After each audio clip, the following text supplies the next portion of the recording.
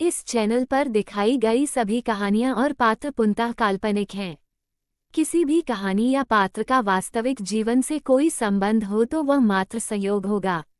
हमारे चैनल का उद्देश्य मात्र मनोरंजन है और हम किसी भी प्रकार की भावनाओं को आहत करने का उद्देश्य नहीं रखते हैं। यदि किसी को कोई आपत्ति है तो कृपया हमसे संपर्क करें। नमस्कार दोस्तों, हमारे चैनल मल्टीटास्क पर आपका स्वागत है। अगर आपको हमारे वीडियो पसंद आते हैं और आप हमारे साथ जुड़ना चाहते हैं तो कृपया हमारे चैनल को सब्सक्राइब करें। सब्सक्राइब करने से आपको हमारे नए वीडियो की जानकारी मिलेगी और आप हमारे साथ जुड़ पाएंगे। इसके अलावा अगर आपको हमारे वीडियो पसंद आते हैं तो कृपया उन्हें लाइक करें और अपने दोस्तों के साथ शेयर करें। आपका समर्थन हमें नए वीडियो बनाने और आपको बेहतर कंटेंट देने के लिए प्रेरित करता है। धन्यवाद। सब्सक्राइब करें, लाइक करें और शेयर करें। राउंड पुष्पिन एक अध्याय सबसे आदिम वृत्ति। कृपया अब और मत उतारो। अगर और उतारोगे तो सब कुछ दिख जाएगा। विक्रांत आहूजा, मैं आपसे विनती करती हूँ, पहले ये सब मेरी गलती थी। कृपया मुझे जाने दीजिए। नहीं, अंदर मत जाओ। नहीं। जेके वर्दी पहने नाजुक चेहरे वाली एक लड़की कोने में बैठी कांप रही थी। उसके अत्यधिक भय के कारण उसके नीचे का दृश्य उजागर हो गया और उसे पता भी नहीं चला। ये व्यक्ति रिया वर्मा थी, जो जेएनयू यूनिवर्सिटी का सार्वभौमिक रूप से मान्यता प्राप्त कैंपस बैले था। गुरुग्राम सिटी में एक शीर्ष विश्वविद्यालय के रूप में कैंपस बैले के रूप में पहचाने जाने वाले लोगों की संख्या बहुत कम थी। इससे पता चला कि रिया वर्मा की सुंदरता सचमुच असाधारण थी। उसके सामने बैठा व्यक्ति विक्रांत था। इस समय विक्रांत दरवाजे के बाहर खड़ा था। अंदर जाने का उसका कोई इरादा नहीं था। कृपया दरवाजा मत खोलिए, वे हमें देख लेंगे। मैं अभी मरना नहीं चाहती। दरवाजे के बाहर पहले ही गर्जना की आवाज आ चुकी थी और वह आवाज और करीब आती जा रही थी। कृपया इसे और मत खींचो, जल्दी से दरवाजा बंद कर दो। अगर वे आ गए तो हम सब मर जाएंगे। उसकी आवाज कांप रही थी, मानो वे कोई डरावनी चीज हो। 3 दिन पहले आसमान में कई उल्कापिंड दिखाई दिए। चिंताजनक बात यह थी कि वेधशाला के उच्च ऊंचाई वाले निगरानी केंद्र ने इन उल्कापिंडों का पता नहीं लगाया था। ऐसा लग रहा था जैसे वे अचानक हवा से प्रकट हो गए हो। सौभाग्यवश यह उल्कापिंड आकार में छोटे थे। वायुमंडल में प्रवेश करने के बाद वे फट गए। जब लोगों को लगा कि संकट समाप्त हो गया है, तब वास्तविक विनाश तो अभी शुरू ही हुआ था। मात्र 3 दिनों में विश्व की 80% आबादी ज़ॉम्बी में बदल गई। वे अविश्वसनीय रूप से उन्मत्त होकर लोगों को देखते ही काट लेते थे, और जो लोग काटे गए थे वे भी थोड़े समय में वही बन गए। बचे हुए लोग केवल अपने कमरों में छिप सकते थे, आवाज करने की हिम्मत नहीं जुटा पा रहे थे। इस समय विक्रांत आहूजा और रिया वर्मा स्कूल लाइब्रेरी के अंदर छिपे हुए थे। कुछ समय पहले विक्रांत आहूजा ने बड़ी संख्या में लाशों को मारते समय उन्हें परेशान किया था। बचने के लिए वह बेतहाशा भागा, संयोग से इस गोदाम के पास से गुजरा और अंदर छिप गया। लेकिन उन्हें यहाँ रिया वर्मा का सामना करने की उम्मीद नहीं थी। विक्रांत आहूजा रिया वर्मा से नाराज था और चाहता था कि वो उससे माफी मांगे, लेकिन उसने सही कहा कि विक्रांत आहूजा एक मेढक था जो हंस का मांस खाना चाहता था। इससे शुरुआत में ये दृश्य सामने आया। उसने दरवाजा खोला और अधिक लाशों को अंदर आने के लिए तैयार हो गया। वह स्वाभाविक रूप से दौड़ना जारी रख सकता था, लेकिन रिया वर्मा पहले से ही अपने पैरों को हिलाने से बहुत डर रही थी और संभवतः बाहर नहीं भाग सकती थी। ये देखकर कि उसका अभी भी माफी मांगने का कोई इरादा नहीं है, विक्रांत ने दूसरा दरवाजा खोलने की तैयारी की। जैसे ही उसके हाथ ने दरवाजे की कुंडी पकड़ी, रिया वर्मा का मनोवैज्ञानिक बचाव अंततः ध्वस्त हो गया। विक्रांत आहूजा, जो कुछ पहले हुआ उसके लिए मैं आपसे माफी मांगती हूँ। कृपया जल्दी से दरवाजा बंद कर लें, वे आने वाले हैं। रिया वर्मा के शब्द सुनकर विक्रांत आहूजा ने अंततः उसका हाथ छोड़ दिया और दूसरा दरवाजा नहीं खोला। फिर उसने खुले दरवाजे को बंद कर दिया और धीरे धीरे रिया वर्मा की ओर चल पड़ा। रिया वर्मा, क्या तुम्हें अब भी याद है कि तुमने मेरे साथ पहले कैसा व्यवहार किया था?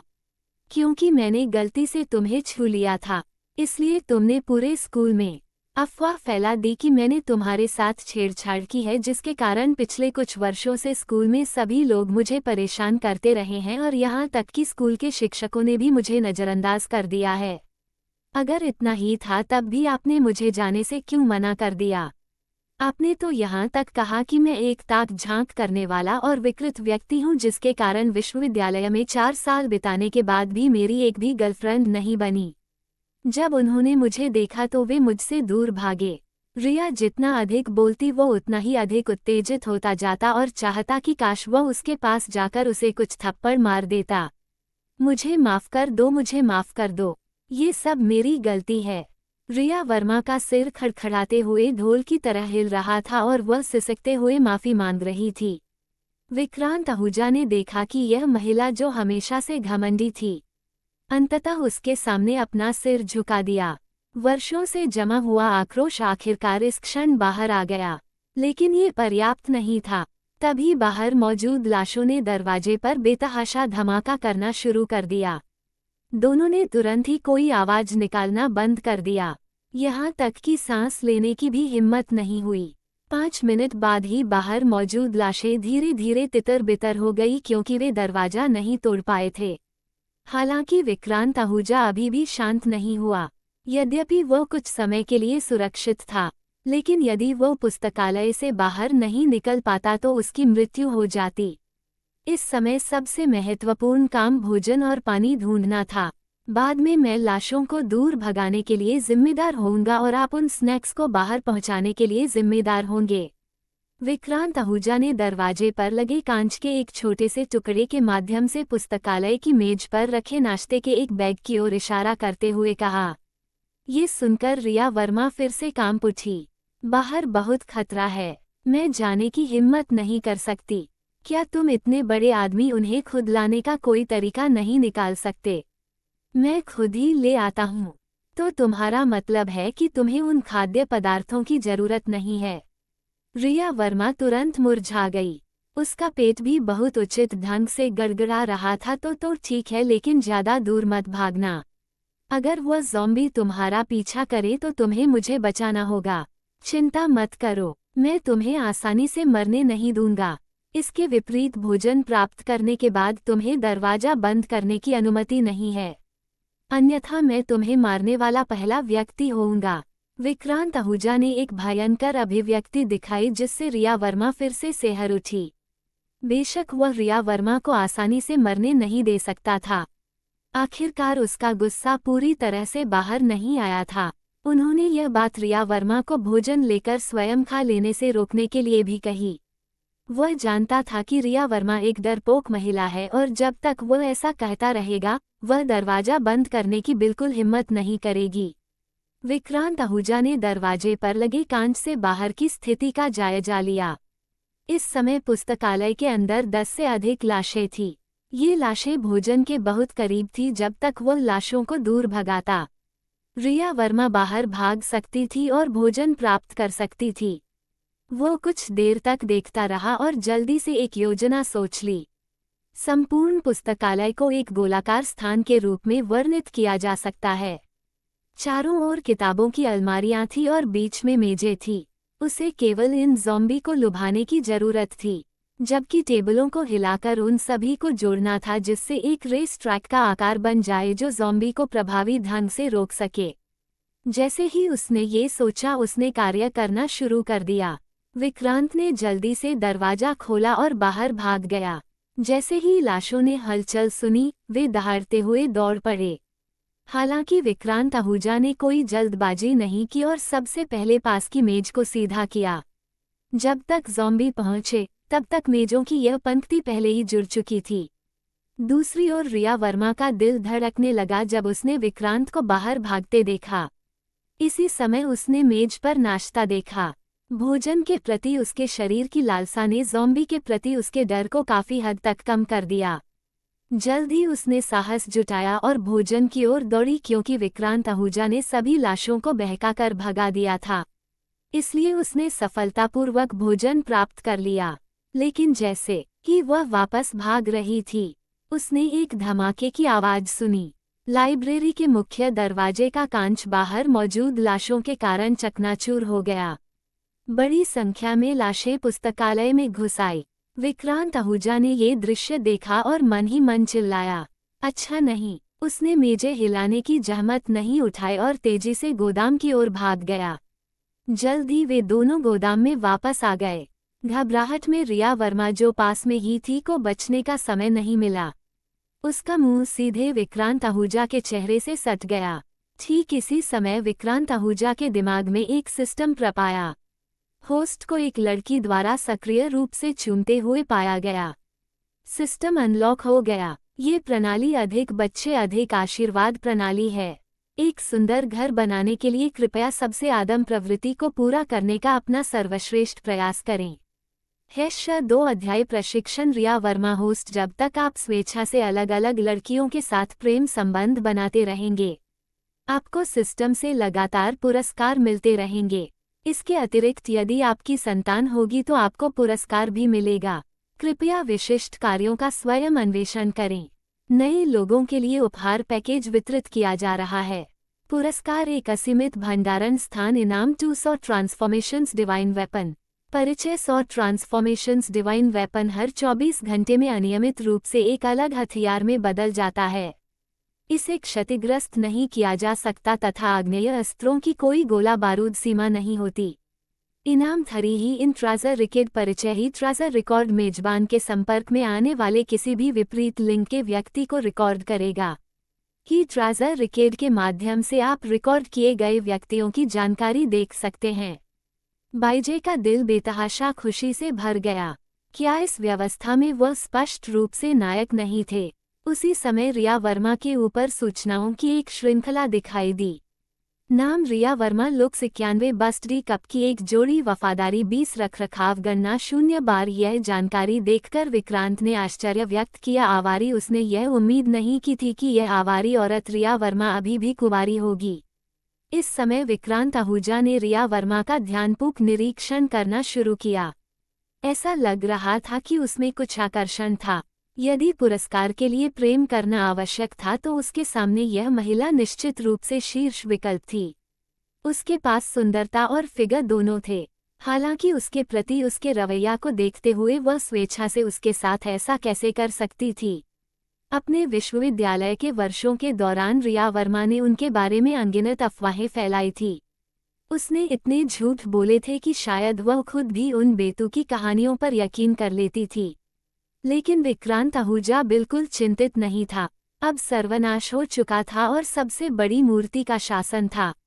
उसे इस बात का डर नहीं था कि वह सहमत नहीं होगी। ये सोचकर विक्रांत आहूजा ने सीधे रिया वर्मा के हाथ से खाना छीन लिया। तुम क्या कर रहे हो? रिया वर्मा थोड़ा गुस्से में थी। अब ज्यादा खाना नहीं बचा है, मुझे ही इसे रखना होगा। विक्रांत आहूजा ने सही कहा, यह मुझे मिला है इसलिए मुझे ही इसे रखना चाहिए। रिया वर्मा ने पीछे हटे बिना ही जवाब दिया। क्या आपको लगता है कि आपको मुझसे बातचीत करने का अधिकार है? अगर तुम जीना चाहते हो तो अपना मुंह बंद करो। विक्रांत आहूजा दहाड़ा। रिया वर्मा का दिल कांप उठा। उनकी धारणा में विक्रांत आहूजा एक बहुत ईमानदार व्यक्ति थे। उसने कभी उम्मीद नहीं की थी कि वह इतना दबंग होगा। रिया वर्मा बोलने की हिम्मत नहीं कर पाए। उसे डर था कि विक्रांत आहूजा कुछ बड़ा कदम उठा सकती है, इसलिए उसने जल्दी से अपना मुंह बंद कर लिया। तभी बाहर मौजूद लाशों ने शोरगुल सुना और दरवाजे पर जोर जोर से दस्तक देने लगे। बिना अधिक सोचे समझे विक्रांत आहूजा ने जल्दी से दूसरे इनाम की तलाश की। 100 ट्रांसफेशंस डिवाइन वेपन। इस क्षण उसने पाया कि उसके मन में एक स्थान प्रकट हो गया था। एक विचार के साथ ही उसमें रखी वस्तुएं उसकी आंखों के सामने आ गई। इस समय 100 ट्रांसफॉर्मेशंस डिवाइन वेपन अंदर शांति से लेटा हुआ था। इसका स्वरूप एक धातु के बक्से जैसा था जिसका डिजाइन बहुत अच्छा था। एक और विचार के साथ 100 ट्रांसफॉर्मेशंस डिवाइन वेपन वास्तव में उड़ गया। इसी समय 100 ट्रांसफॉर्मेशंस डिवाइन वेपन तेजी से रूपांतरित हुआ। जब तक वह पूरी तरह से विक्रांत आहूजा की हथेली में आया तब तक वह पिस्तौल बन चुका था। बंदूक। विक्रांत आहूजा का दिल उत्साह से भर गया। सिस्टम ने पहले कहा था कि 100 ट्रांसफॉर्मेशंस डिवाइन वेपन की कोई गोला बारूद सीमा नहीं है। तो क्या इसका मतलब यह नहीं था कि उसके पास अगले 24 घंटों के लिए असीमित गोलियों वाली एक पिस्तौल होगी? इसकी पुष्टि करने के लिए उन्होंने जल्दी से मैगजीन खोली और उसमें बड़े करीने से गोलियां भरी हुई थी। फिर उसने तेजी से मैगजीन वापस डाली और दरवाजे पर लगे हथेली के आकार के कांच पर निशाना साधा।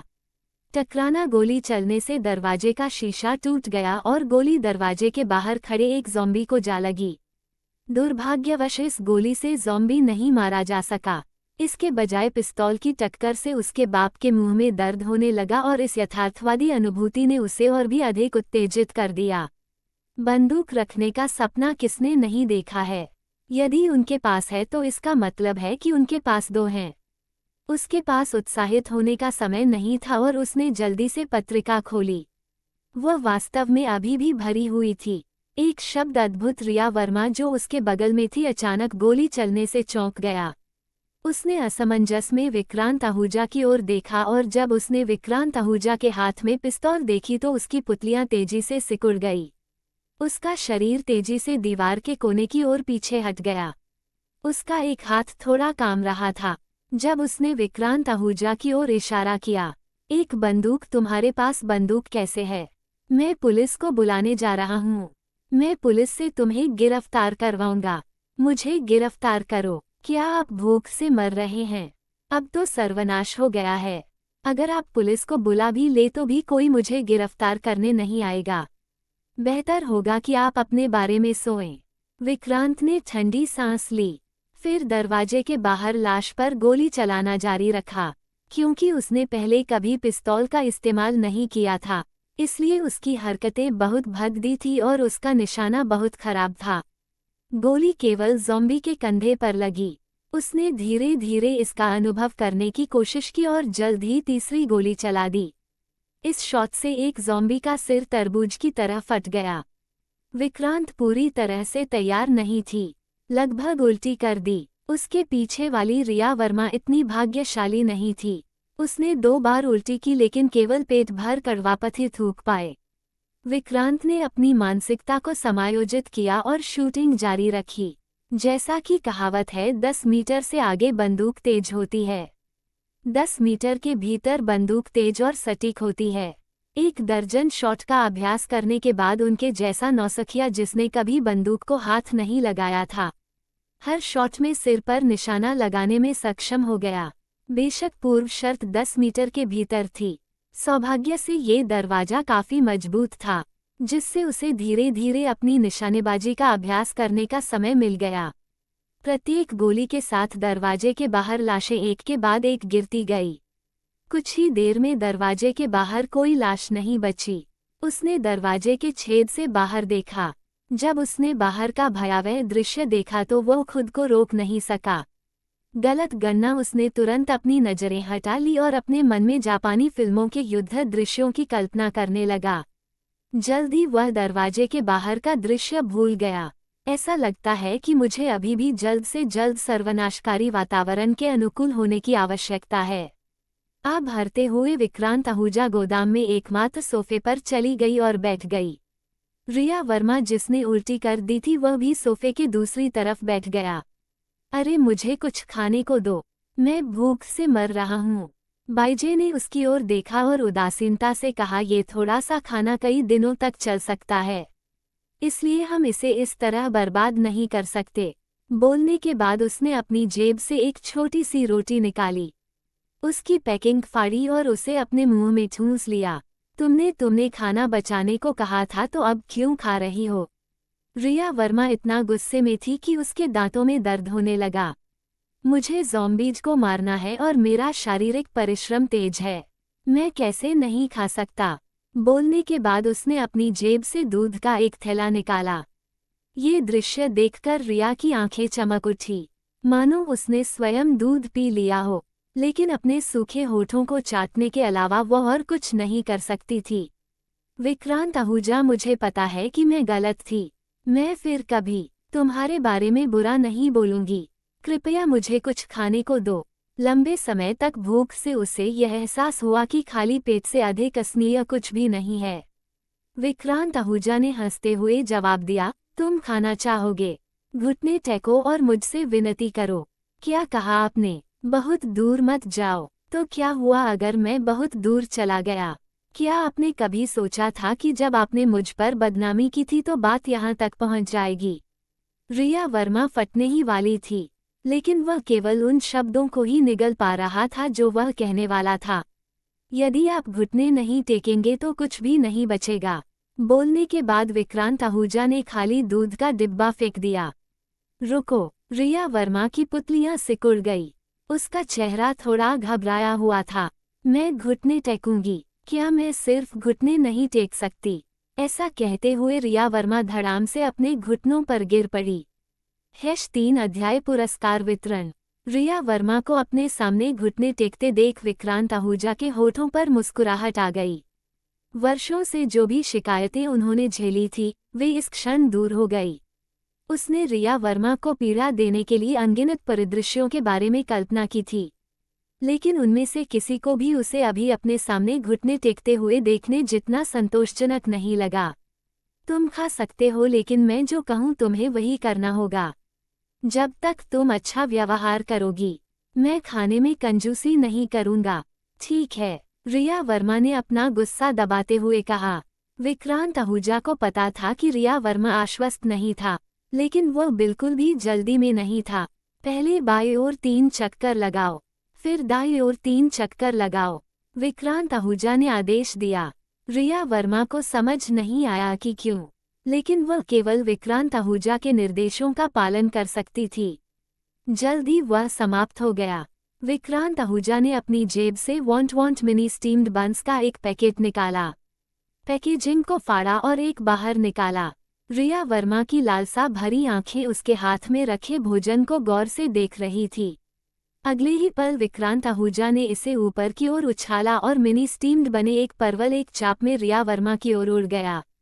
वो उसे अपने हाथ से पकड़ने ही वाली थी कि उसने झांगिंग का आदेश सुना। हाथों से नहीं, सीधे मुंह से पकड़ो। रिया वर्मा घबराई हुई, अपने हाथ नीचे कर लिए, फिर निशाना साधा, अपना मुंह खोला और उसे पकड़ने के लिए तैयार हो गई, लेकिन उसका निशाना थोड़ा चूक गया। मिनी स्टीम्ड बन उसके मुंह के कोने से टकराया, हल्के से उछला और जमीन पर गिर गया। रिया वर्मा सहज रूप से उसे उठाने के लिए आगे बढ़ा। मैंने कहा, हाथ नहीं। तभी रिया वर्मा को समझ आया। उसने गुस्से से भरे चेहरे से विक्रांत की ओर देखा। तुम्हारा क्या मतलब है? विक्रांत ने हल्के से हंसते हुए तिरस्कार पूर्वक कहा, आप इसे उठा सकते हैं, लेकिन मैं गारंटी देता हूं कि आपको मुझसे खाने का एक भी टुकड़ा नहीं मिलेगा। रिया वर्मा की अभिव्यक्ति कई बार बदली, लेकिन अंत में वह घुटनों के बल बैठ गई। अपने हाथ जमीन पर रख दिए और धीरे धीरे अपने शरीर को फर्श के करीब ले आए। जैसे ही उसकी छाती जमीन को छूने वाली थी, उसने अपना छोटा चेरी जैसा मुंह खोला और नीचे गिरा हुआ मिनी स्टीम बन उठा लिया। वो उसे तुरंत निगल नहीं सकी। भोजन का स्वाद तुरंत उसके मुंह में फैल गया। लार की बड़ी मात्रा ने भोजन के छोटे टुकड़े को जल्दी से भिगो दिया, जिससे वह धीरे धीरे नरम होकर फूल गया। जब उसका आखिरी स्वाद भी खत्म हो गया, तभी उसने अनिच्छा से उसे निगला। मैंने वही किया जो आपने कहा था। क्या आप मुझे कुछ और खाना दे सकते हैं? वो विक्रांत आहूजा के हाथ में रखे खाने को देखती रही, लगातार अपनी लार निगलती रही। बाईजे ने पैकेट से तुरंत एक और बंद निकाला और उसे फिर से बाहर फेंक दिया। रिया वर्मा जल्दी से उसे पकड़ने के लिए गई और इस बार उसने सटीक निशाना लगाया, जिससे भोजन सीधे पकड़ में आ गया। शाबाश, इधर आओ। रिया विक्रांत आहूजा के पास गया, उसे एक हैरान अभिव्यक्ति के साथ देख रहा था। विक्रांत आहूजा ने हाथ बढ़ाया और धीरे से रिया वर्मा के थोड़े चिकने बालों को सहलाया। इस समय रिया वर्मा का चेहरा तुरंत लाल हो गया और उसके दिल में शर्म की तीव्र भावना उमड़ पड़ी, लेकिन उसने गुस्सा होने की हिम्मत नहीं की, क्योंकि उसे एहसास हुआ कि जब तक वो बाईसे की बात मानती है वह खाना खा सकती है। क्या आप मुझे थोड़ा और खाने को दे सकते हैं? मुझे बहुत भूख लगी है। रिया वर्मा ने विक्रांत आहूजा की ओर देखते हुए विनती की। उसकी चमकदार पानी भरी आंखें विशेष रूप से आकर्षक थी। अब से तुम मुझे मास्टर कहोगे। एक बार कहो, मुझे सुना दो। रिया वर्मा की आंखें चौड़ी हो गई। उसे अपने कानों पर यकीन नहीं हो रहा था। वह दरअसल चाहता था कि वो कुछ शर्मनाक कहे। असंभव। ओह, तो फिर तुम्हें ये खाना नहीं चाहिए। ये कहते हुए विक्रांत ने खाने के पैकेट का मुंह अपने मुंह के पास लाया। फिर धीरे से अपना सिर पीछे झुकाया और खाना धीरे धीरे लुढ़ककर उसके मुंह में गिरने ही वाला था। ये देखकर रिया वर्मा और भी चिंतित हो गया। उसके भूखे पेट ने एक बार फिर विरोध जताया। ऐसा लग रहा था जैसे उसने कोई निर्णय ले लिया हो। उसने धीरे से अपना मुंह खोला और बहुत धीमी आवाज में कहा, मास्टर, अच्छी लड़की, इसे ले लो और खाओ। विक्रांत आहूजा ने सीधे उसके हाथ में नाश्ता थमा दिया। रिया वर्मा ने उसे छीन लिया। वह इतनी उत्साहित थी कि वह रो पड़ी। उसे अचानक लगा कि यह बुरा नहीं है। यद्यपि ये थोड़ा शर्मनाक था, लेकिन अब उसे भूखा नहीं रहना पड़ेगा। पिछले कुछ दिनों में उसे यह एहसास हो गया था कि भूख से ज्यादा अस्वीकार्य कुछ भी नहीं है। वह प्रशिक्षित होने की इस भावना से कुछ हद तक मोहित भी हो गई। विक्रांत ने उपहास किया और अब उसकी ओर ध्यान नहीं दिया। वह दरवाजे के पास गया और उसे धीरे से धक्का दिया, लेकिन दरवाजा टस से मस नहीं हुआ। वो खुद को रोक नहीं सका और बाहर झांका तो उसे एहसास हुआ कि लाशें दरवाजे को अवरुद्ध कर रही थी। सौभाग्यवश वहां एक और दरवाजा था। ये दरवाजा लाइब्रेरी के गलियारे से जुड़ा था और गलियारे से कैफेटेरिया तक पहुंचा जा सकता था। उसने अपने भोजन की पूर्ति के लिए सबसे पहले कैफेटेरिया जाने का निर्णय लिया। फिर विक्रांत ने दरवाजा खोला। तुम कहाँ जा रहे हो? रिया वर्मा ने उलझन में पूछा। खाना खत्म हो गया है, इसलिए मैं भोजन की तलाश में जा रहा हूँ। क्या तुम वापस आओगे? रिया वर्मा की आंखों में चिंता झलक रही थी। विक्रांत आहूजा के होंठ मुड़ गए। शायद मैं कोई रास्ता खोज लूं और वापस ना आऊं। मैं तुम्हारे साथ चलना चाहता हूँ। रिया वर्मा थोड़ा चिंतित था और जल्दी से उसके पीछे चला गया। इस बिंदु पर विक्रांत ने धैर्य रखा और जाने की जल्दी में नहीं था। तुम चाहते हो कि मैं तुम्हारी रक्षा करूं?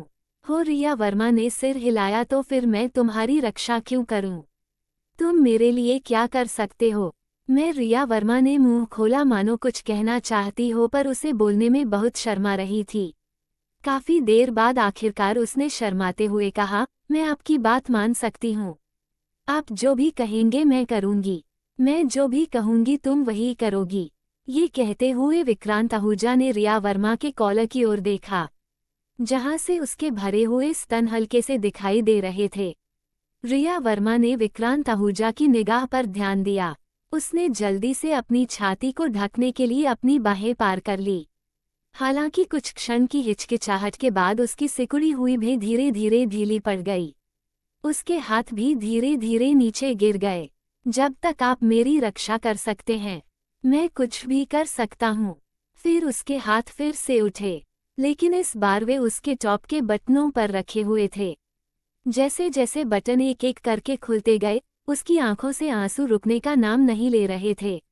विश्वविद्यालय में अपने 4 वर्षों के दौरान उसके कई प्रेमी रहे, लेकिन उसने हमेशा अपनी अंतिम सीमा बनाए रखी, खुद को संपूर्ण रखना। वह अपनी सबसे कीमती चीज उस व्यक्ति के लिए बचाना चाहती थी जिसके साथ वह विवाह के बंधन में बंधेगी। अब उसकी सबसे कीमती चीज उस व्यक्ति को भेंट की जाने वाली थी जिसे वह कभी सबसे ज्यादा नापसंद करती थी। वह इनिशु थी, लेकिन उसके पास कोई विकल्प नहीं था क्योंकि वह जीना चाहती थी। उसे भी अचानक पछतावा हुआ। अगर उसने उस समय बजे के साथ ऐसा व्यवहार ना किया होता तो शायद उसे अब ये कीमत ना चुकानी पड़ती। विचारों में खोई हुई रिया वर्मा ने पहले ही अपने सारे कपड़े उतार दिए थे। सोफे पर लेटा हुआ उठाए जाने के लिए तैयार। विक्रांत भी विनम्र नहीं था। वो वर्षों से जमा हुई अपनी सारी नाराजगी बाहर निकालना चाहता था। पहली महिला को सफलतापूर्वक हासिल करने के लिए मेजबान को बधाई। इनाम बांटे जा रहे हैं। एक क्षण में एक प्रकाश चमक उठा। विक्रांत के मन में भी एक इमारत की छवि उभरी। विक्रांत ने ध्यान से इमारत को देखा और उसके चेहरे पर तुरंत खुशी की झलक दिखाई दी।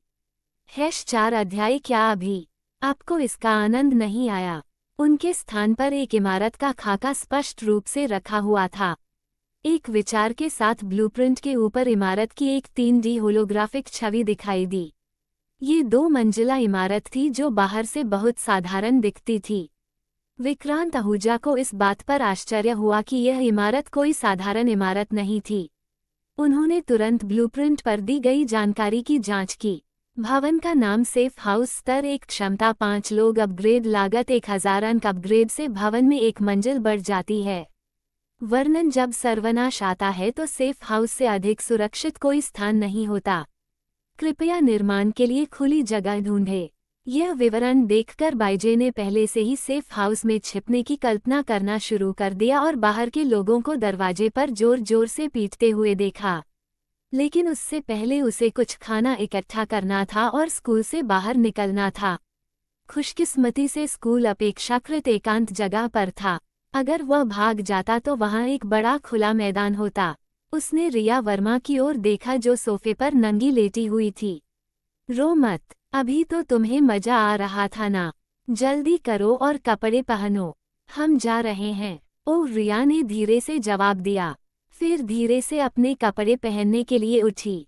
विक्रांत ने कोई दया नहीं दिखाई, यहाँ तक कि उसे उसकी सीमा तक धकेल दिया। इससे उसके शरीर के कुछ हिस्से बहुत सूज गए और दर्द बढ़ने के डर से हर गतिविधि में सावधानी बरतने लगी। जैसे ही उसने कपड़े पहने, रिया वर्मा का दिमाग पिछले दृश्यों से भर गया। उसके लिए ये कल्पना करना कठिन था कि विक्रांत इतना भयंकर हो सकता है। उसे अभूतपूर्व संतुष्टि का एहसास भी हुआ। भविष्य में ऐसे व्यक्ति का अनुसरण करने के बारे में सोचते हुए उसका हृदय अब उतना प्रतिरोधी नहीं लगता था, विशेषकर तब जब उसे विक्रांत आहूजा द्वारा प्रशिक्षित किया जा रहा था। अनजाने में ही उसके चेहरे पर लाली छा गई। विक्रांत ने रिया वर्मा के परिवर्तन पर ध्यान नहीं दिया। जल्द ही रिया वर्मा विक्रांत आहूजा के पास पहुंच गया। इतना धीरे कपड़े पहनने में तुम्हें इतनी देर क्यों लग रही है? जल्दी से कैफेटेरिया चलो, जल्दी ही अंधेरा हो जाएगा। और रिया वर्मा ने धीरे धीरे उसका पीछा किया। उसे अन्याय का एहसास हो रहा था। जल्द ही विक्रांत आहूजा ने स्टोर रूम का दरवाजा खोला। लाइब्रेरी के गलियारे में कोई ज़ॉम्बी नहीं थे। वे गोलियों की आवाज से कहीं और आकर्षित हुए होंगे। विक्रांत जल्दी से गलियारे से गुजरा और जल्द ही पुस्तकालय के पिछले दरवाजे पर पहुंच गया। पीछे मुड़कर उसने देखा कि रिया वर्मा अभी भी उसके पीछे अस्थिरता से चल रहा थी। उसकी धीमी गति देखकर विक्रांत तुरंत चिढ़ गया। फिर उसने उसे भयंकर निगाहों से देखा। रिया वर्मा का हृदय कांप उठा, शिकायत से भर गया। दर्द की परवाह न करते हुए उसने गति बढ़ा दी और जल्दी ही उसे पकड़ लिया। विक्रांत आहूजा ने फिर दरवाजे के बाहर देखा। इस समय कैफेटेरिया के एकमात्र रास्ते पर 1 दर्जन लाशें भटक रही थी। उसे एहसास हुआ कि अगर वह काफी तेज था तो वह लाश के आने से पहले कैफेटेरिया तक भाग सकता था। हालांकि उन्होंने नहीं सोचा था कि रिया वर्मा ऐसा कर सकता है। यदि वह बाहर इन दर्जन भर लाशों को गोली मारकर मार देता तो संभवतः इससे और अधिक लाशें आकर्षित होती। ऐसा लगता है कि पिस्तौल सर्वशक्तिमान नहीं है। मुझे कोई दूसरा रास्ता ढूंढना होगा। तभी उन्होंने देखा कि पास के मिनी फायर स्टेशन में एक अग्नि कुल्हाड़ी लटकी हुई है। वह जल्दी से दौड़ कर गया, कुल्हाड़ी निकाली और उसे हवा में 2 बार घुमाया ताकि उसे महसूस कर सके। उसके चेहरे पर खुशी झलक रही थी। ये कुल्हाड़ी वजन और तीक्ष्णता दोनों में उत्तम थी। उन्होंने सोचा कि यह ज़ॉम्बी से निपटने के लिए पर्याप्त से अधिक होना चाहिए। निकट युद्ध में ज़ॉम्बी को मारने का पूर्व अनुभव होने के कारण उसे डर नहीं लगा। उसने आग बुझाने वाली कुल्हाड़ी पकड़ी, पिस्तौल को अपने स्थान पर रखा, फिर दरवाजा खोला और निकटतम ज़ॉम्बी की ओर दौड़ा। दरार विक्रांत आहूजा ने जोर से झटका मारा और उसका सिर जमीन पर लुढ़क गया। इस दृश्य से रिया वर्मा भयभीत हो गई और वह चीखने लगी। अन्य लाशों ने आवाज सुनी और उन दोनों की ओर दौड़े। विक्रांत आहूजा ने उसे घोरा, फिर लाश पर हमला किया। विक्रांत आहूजा के हाथ में आग की कुल्हाड़ी लगातार घूम रही थी। एक एक करके लाशें जमीन पर गिर पड़ी। इस समय तक विक्रांत आहूजा ने पहले ही 5 लाशों को मार दिया था, लेकिन थकावट के कारण उसकी सांस फूल रही थी। आराम करने का कोई समय नहीं था क्योंकि शेष लाशें पहले से ही करीब आ रही थी। विक्रांत आहूजा ने आग की कुल्हाड़ी को घुमाना जारी रखा। रिया वर्मा विक्रांत आहूजा को बगल से लाशों को मारते हुए देख रहा था। वो क्षण भर के लिए असमंजस में पड़ गया। विक्रांत आहूजा ने नाराज होकर उसकी ओर देखा और कहा, तुम यहाँ क्यों हक्की बक्की खड़ी हो? जल्दी करो और दरवाजा खोलो। ओह ठीक है। फिर वह कैफेटेरिया की ओर चल पड़ा। इसके बाद विक्रांत आहूजा ने लाशों को मारना जारी रखा। एक क्षण में आखिरी ज़ॉम्बी भी मारा गया, लेकिन और भी ज़ॉम्बी पहले से ही दूर से आ रहे थे। ध्वनि से आकर्षित होकर विक्रांत आहूजा के पास आराम करने का समय नहीं था और वह जल्दी से कैफेटेरिया की ओर भाग गया।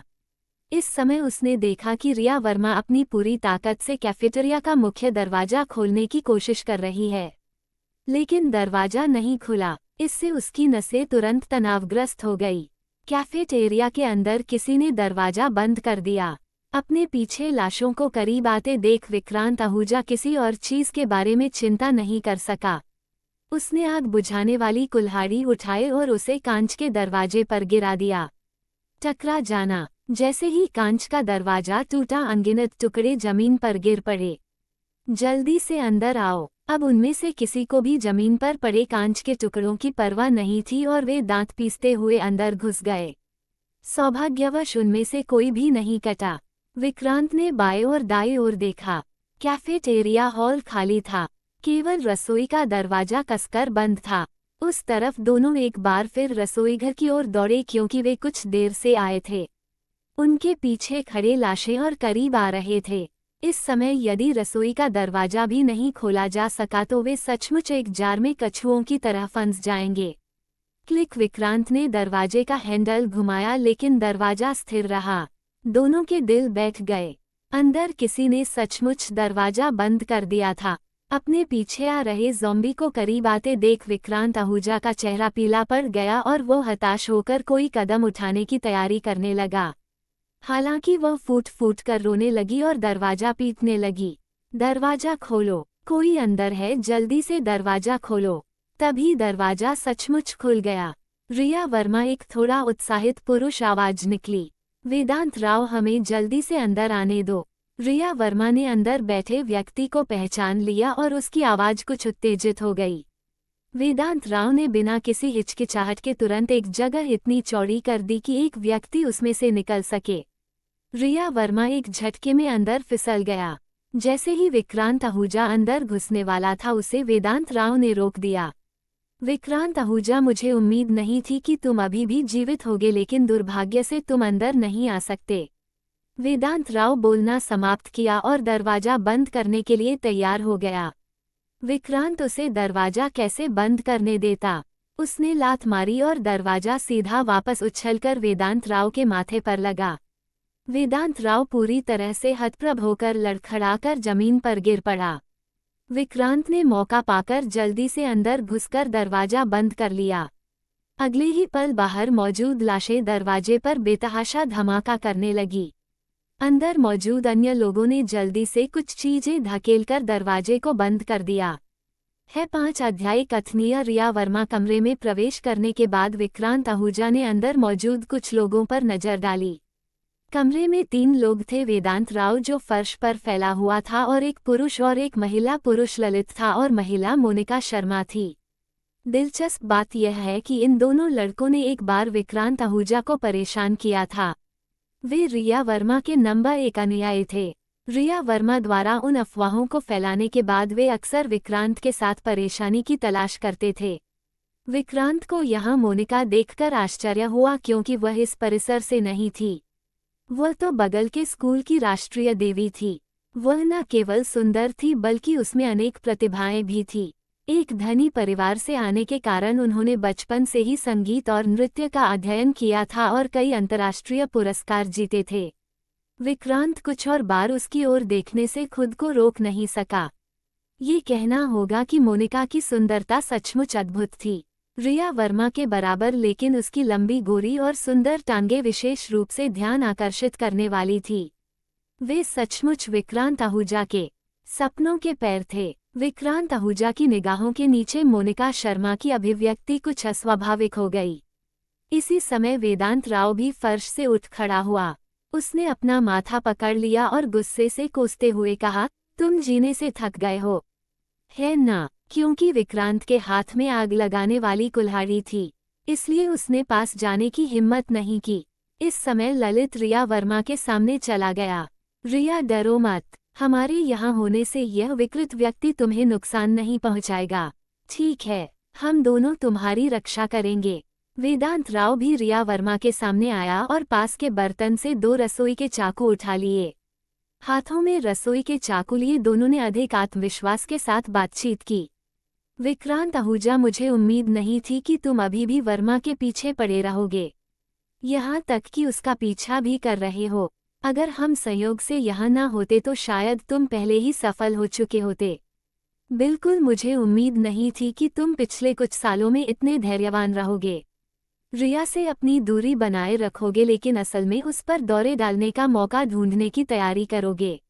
रिया, चिंता मत करो, आज हम दोनों यहाँ हैं, वो तुम्हें कोई नुकसान नहीं पहुँचा सकता। दोनों ने एक दूसरे की प्रशंसा करते हुए एक स्वर में बात की। इस समय रिया वर्मा का दिल असाधारण रूप से द्वंद्वग्रस्त था। वो ये स्पष्ट रूप से व्यक्त नहीं कर पा रही थी कि विक्रांत आहूजा के लिए उसके मन में किस प्रकार की भावनाएं थी। वो डरी हुई भी थी और कुछ हद तक निर्भर भी थी। जब भी वह विक्रांत आहूजा को अपने बालों को सहलाते हुए सोचती, जब भी वो उसे अपने शरीर पर हल चलाते हुए सोचती, तो उसका दिल उत्तेजना से भर जाता। वो नहीं जानती थी कि उसके मन में ऐसे विचार क्यों आ रहे थे। उसे बस यह महसूस हो रहा था कि यह अनुभूति सचमुच आरामदायक थी। वेदांत राव, ललित, वास्तव में वो उन दोनों को समझाना चाहती थी, लेकिन इससे पहले कि वह अपनी बात पूरी कर पाती, उन्हें बीच में ही रोक दिया गया। रिया, तुम्हें हमें धन्यवाद देने की जरूरत नहीं है। तुम हमारी भावनाओं को जानते हो। अगर तुम हमें स्वीकार नहीं भी करते तो भी हम तुम्हें जरा भी नुकसान नहीं होने देंगे। ठीक है, अगर आप हमें स्वीकार नहीं भी करते हैं तो भी हम आपको परेशान नहीं होने देंगे। चिंता मत करो, हम आपकी अच्छी तरह से रक्षा करेंगे। विक्रांत आहूजा उनके सामने खड़ा होकर पूरी तरह से हक्का बक्का रह गया। उसने सिम्स तो देखे थे, पर इतने सिम्पिंग वाले कभी नहीं। दोनों को रिया वर्मा पसंद थी और प्यार में प्रतिद्वंदी होने के बजाय वे अब रिया वर्मा की रक्षा के लिए एकजुट हो गए थे। ये सचमुच सिम्स के बीच सिम्स था। कम से कम अन्य सिम्स को कुछ मीठे पुरस्कार मिल सकते हैं या कम से कम कुछ मौखिक प्रशंसा मिल सकती है, लेकिन इन दोनों ने, रिया वर्मा ने स्पष्ट रूप से उन्हें अस्वीकार कर दिया था और फिर भी वे इस तरह से कार्य कर सकते थे। ये सचमुच एक हास्यास्पद तमाशा था। मजाक है। तुम दोनों को कैसे पता कि रिया वर्मा मुझे पसंद नहीं करती? विक्रांत आहूजा ने बेरुखी से जवाब दिया, तुम्हारी तरह कौन नहीं जानता कि तुमने नए साल में रिया के साथ छेड़छाड़ की थी। रिया ने बहादुरी से तुम्हारे घिनौने कृत्यों का पर्दाफाश किया। उसके बाद तुमने चुपके से दूसरी लड़कियों की तस्वीरें खींचनी शुरू कर दी। अब स्कूल में सबको पता है कि तुम एक विकृत ताक झांक करने वाले हो। बिल्कुल, आप जैसे व्यक्ति को तो स्कूल के कुत्ते भी नहीं देखेंगे। विक्रांत आहूजा ने उन दोनों को नजरअंदाज कर दिया। उसने रिया वर्मा से कहा, तुम यहाँ आओ। रिया वर्मा का दिल कांप उठा और फिर वो एक कदम आगे बढ़ी चलने की तैयारी में। इस पर वेदांत राव और ललित को यह मंजूर नहीं था। उन्होंने तुरंत रिया वर्मा का रास्ता रोक दिया। रिया, उसकी बात मत सुनो। हम दोनों के यहाँ होने से वह तुम्हें नुकसान नहीं पहुँचा सकता। ठीक है, हम अपनी जान देकर भी आपकी रक्षा करेंगे। रिया वर्मा अवरुद्ध केवल एक घबराहट अभिव्यक्ति के साथ विक्रांत आहूजा को देखकर रोक सकता था। विक्रांत आहूजा भी अचानक इस बात को लेकर उत्सुक हो गया कि जब इन दोनों सिम्स को पता चलेगा कि रिया पहले ही उसके साथ सो चुका है तो उनके चेहरे पर क्या भाव होंगे। यह अवश्य ही बहुत शानदार होगा। ये सोचते ही विक्रांत आहूजा के मुंह के कोने पर एक दुष्ट आकर्षक मुस्कान उभर आई। रिया, उन्हें बताओ मैं तुम्हारे लिए कौन हूँ। रिया का दिल फिर कांप उठा। पहले तो विक्रांत आहूजा ने उसे मास्टर कहलवाया था, पर इतने लोगों के सामने वह ऐसे शर्मनाक शब्द कैसे बोल सकती थी। विक्रांत आहूजा, क्या तुम रिया को फिर से डराने की कोशिश कर रहे हो? मैं तुम्हें बता दूं, आज हमारे यहाँ होने के कारण तुम्हारी योजना बिल्कुल सफल नहीं होगी। बिल्कुल, बस हार मान लो। तुम रिया पर एक उंगली भी नहीं उठा पाओगे। उनके आक्रामक शब्दों का सामना करते हुए विक्रांत आहूजा ने उन पर कोई ध्यान नहीं दिया। वो बस रिया वर्मा को देखता रहा। उन्हें बताओ मैं तुम्हारे लिए कौन हूँ। विक्रांत का स्वर कुछ तीव्र हो गया। इस दृश्य को देखकर रिया वर्मा का शरीर भी कांपने लगा। उसका चेहरा लाल हो गया। वह सचमुच नहीं जानती थी कि उन दो शब्दों को जोर से कैसे बोले। लेकिन अगर उसने ऐसा नहीं कहा तो उसे नहीं पता था कि बाइजे उसे छोड़ देगा या नहीं। जब भी वह विक्रांत आहूजा द्वारा लाशों को मारने के बारे में सोचती तो उसका दिल सुरक्षा की भावना से भर जाता। वह विक्रांत आहूजा को उसे छोड़ने नहीं दे सकती थी। वह हमेशा के लिए विक्रांत आहूजा से चिपकी रहना चाहती थी। ये सोचकर रिया ने सभी की आश्चर्यचकित दृष्टि के बीच वे दो शब्द कहे। माँ मास्टर अध्याय जानना चाहते हैं कि मैंने उसके साथ क्या किया। मालिक दोनों रिया को घूरते रहे। उनके भाव धीरे धीरे अधिक जटिल होते गए। रिया तुम क्या कह रहे हो? क्या तुमसे कोई गलती हो गई? हाँ रिया, अगर वह तुम्हें धमकी दे रहा है तो बस अपनी आंखें झपकाओ। उनके सवालों से रिया वर्मा का चेहरा और भी लाल हो गया। वह बस चाहती थी कि यह सब जल्दी से खत्म हो जाए। अब और मत पूछो, रिया वर्मा ने कहा। उसकी आवाज में विनती का भाव था। रिया आखिर हुआ क्या? क्या ये बच्चा तुम्हें धमका रहा है? बताओ रिया, तुम इतना डर क्यों रहे हो? वह तो बस एक इंसान है। हम में से इतने लोगों में डरने की क्या बात है? उनकी बातें सुनकर रिया वर्मा चुपचाप अपना सिर नीचे कर सकी ताकि वे उसकी अस्तव्यस्त अवस्था को न देख सकें। लेकिन जितना अधिक वह इस तरह से व्यवहार करती उतना ही अधिक वेदांत राव और ललित उत्तेजित हो जाते। पर्याप्त। अंततः रिया वर्मा क्रोध में दहाड़ा। दोनों ने तुरंत अपना मुंह बंद कर लिया। वे समझ नहीं पा रहे थे कि रिया वर्मा अचानक इतना संकोची क्यों हो गई। अब जबकि कोई उसका समर्थन कर रहा था तब भी वह ऐसी बातें कह रही थी। ये देखकर कि वे रिया वर्मा से कुछ भी हासिल नहीं कर सकते, दोनों ने अपना ध्यान विक्रांत आहूजा की ओर लगाया। विक्रांत आहूजा, तुमने उसके साथ वास्तव में क्या किया? विक्रांत, मुझे ये पता मत चलने देना कि तुमने रिया को धमकी दी है, वरना मैं तुमसे मरते दम तक लड़ूंगा। विक्रांत आहूजा ने व्यंग किया। भले ही मैंने उसे धमकी दी हो, आप मेरा क्या कर सकते हैं? यदि तुमने रिया को धमकी दी तो मैं तुम्हें काट डालूंगा। वेदांत राव ने हाथ में क्लीव लहराते हुए धमकी भरे लहजे में कहा। हाँ, मानो या ना मानो, हम तुम्हें काट काट कर मार डालेंगे, ललित ने बीच में कहा। विक्रांत आहूजा ने उदासीन रवैया अपनाया। मजाक कर रहे हो क्या? उसके पास तो बंदूक थी, वो इन दोनों को खुद को काटने कैसे दे सकता था? क्या आप सचमुच जानना चाहते हैं कि मैंने रिया वर्मा के साथ क्या किया? दोनों को लगा कि विक्रांत आहूजा उनसे डर गया है और उनके चेहरे विजय से भरे हुए थे। उनके मन में विक्रांत आहूजा एक डरपोक व्यक्ति था। चाहे अतीत में उन्होंने उसे कितना भी परेशान किया हो, उसने कभी भी प्रतिरोध नहीं किया या जवाब नहीं दिया। विक्रांत आहूजा के बारे में उनकी समझ के आधार पर उन्होंने अनुमान लगाया कि वह रिया वर्मा के साथ कुछ भी करने की हिम्मत नहीं करेगा। दोनों ने किसी बुरी दिशा में नहीं सोचा। ईमानदारी से बताओ, तुमने रिया को कैसे धमकी दी? जल्दी बोलो, अगर तुम पिटाई नहीं चाहते तो मुझे सच सच बताओ। उनके चेहरों को देखकर विक्रांत आहूजा की हत्या की मंशा अब और नहीं छिप सकती थी। इन दोनों ने अतीत में उसे लगातार परेशान किया था और अनगिनत तरीकों से अपमानित किया था। वह चाहता था कि मरने से पहले ये दोनों निराशा का अनुभव करें। एक आदमी और एक औरत गोदाम में अकेले और क्या कर सकते हैं? बेशक जो कुछ भी किया जाना चाहिए था वह सब किया गया। अरे बदमाश, अपनी बात समझाओ, तुमने रिया के साथ क्या किया? वेदांत राव की पुतलियां अचानक सिकुड़ गई। विक्रांत आहूजा, क्या तुम मौत की तलाश में हो? अभी भी ईमानदार नहीं हो, है ना? दूसरी ओर ललित को समझ नहीं आया। क्या मैंने जो कहा वह काफी स्पष्ट नहीं था? जाहिर है ये चीजें प्रजनन के लिए होती हैं। विक्रांत आहूजा ने उन दोनों की तरफ देखा और उनका मजाक उड़ाया। इन शब्दों पर वेदांत राव वहीं जम गया। उसके बगल में खड़ी मोनिका ने भी शर्माते हुए अपना सिर दूसरी ओर घुमा लिया। वो उसके सामने ऐसी बातें कैसे कह सकता था? वेदांत राव की अभिव्यक्ति कई बार बदली।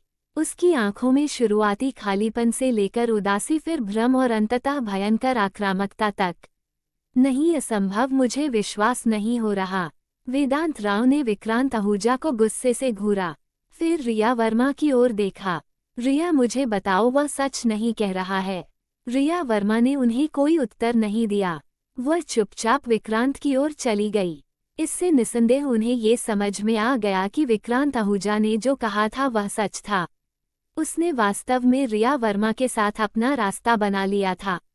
वेदांत राव अस्थायी रूप से इस वास्तविकता को स्वीकार करने में असमर्थ था। उसका दिमाग एक धमाके एक के साथ पूरी तरह से खाली हो गया।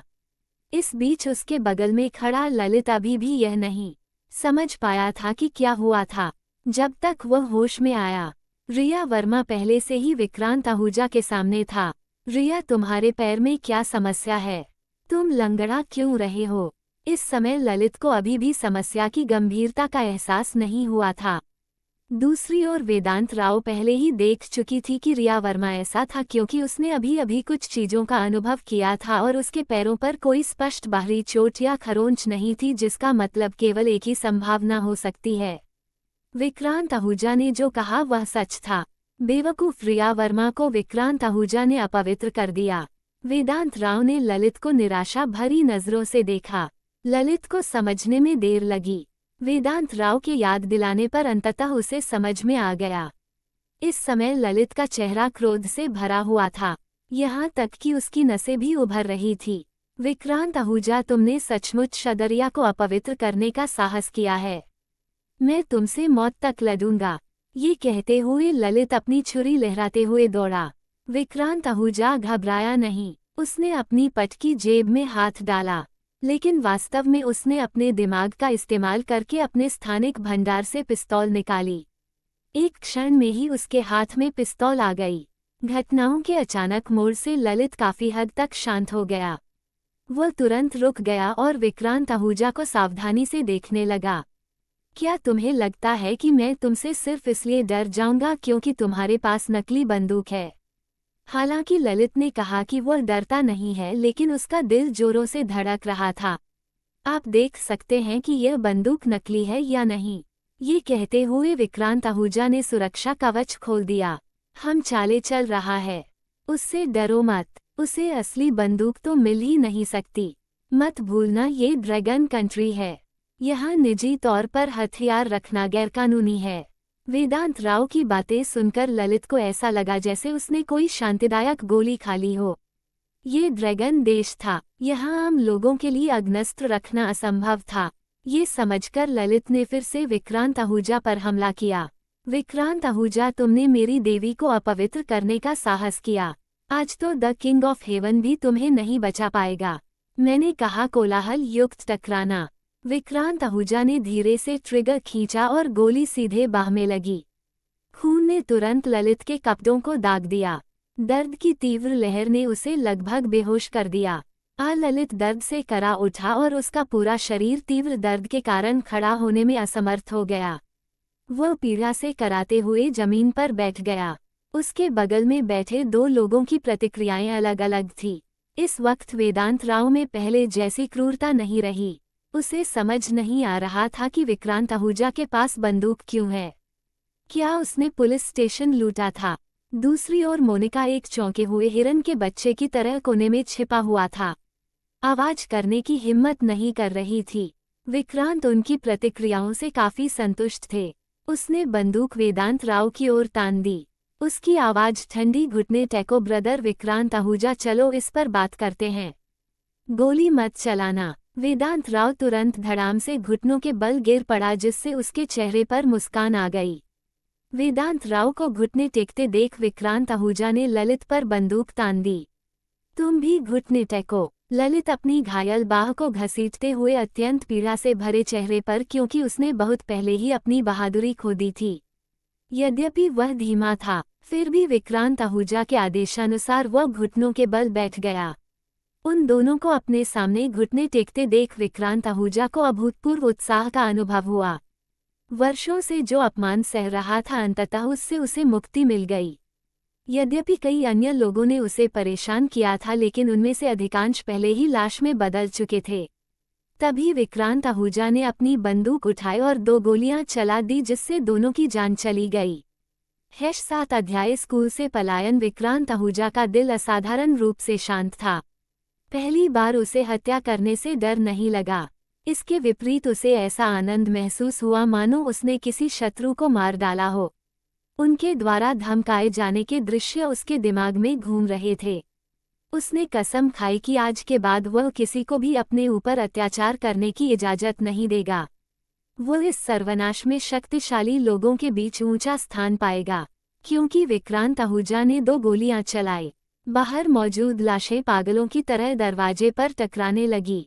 दरवाजे की हालत अच्छी नहीं थी। ऐसा लग रहा था कि वह टूटने ही वाला है। उसने मोनिका की ओर देखा जो कोने में छिपा हुआ थी। इस समय मोनिका ने अपनी स्त्री जैसी छवि बहुत पहले ही खो थी। उसका चेहरा भय से पीला पड़ गया था। वह चुपचाप मोनिका के पास चला गया। घबराओ मत, मैं तुम्हें नहीं मारूंगा। मोनिका ने अंततः ऊपर देखा, लेकिन जब उसने विक्रांत आहूजा की आंखें देखी तो उसने डरकर अपना सिर फिर से नीचे कर लिया।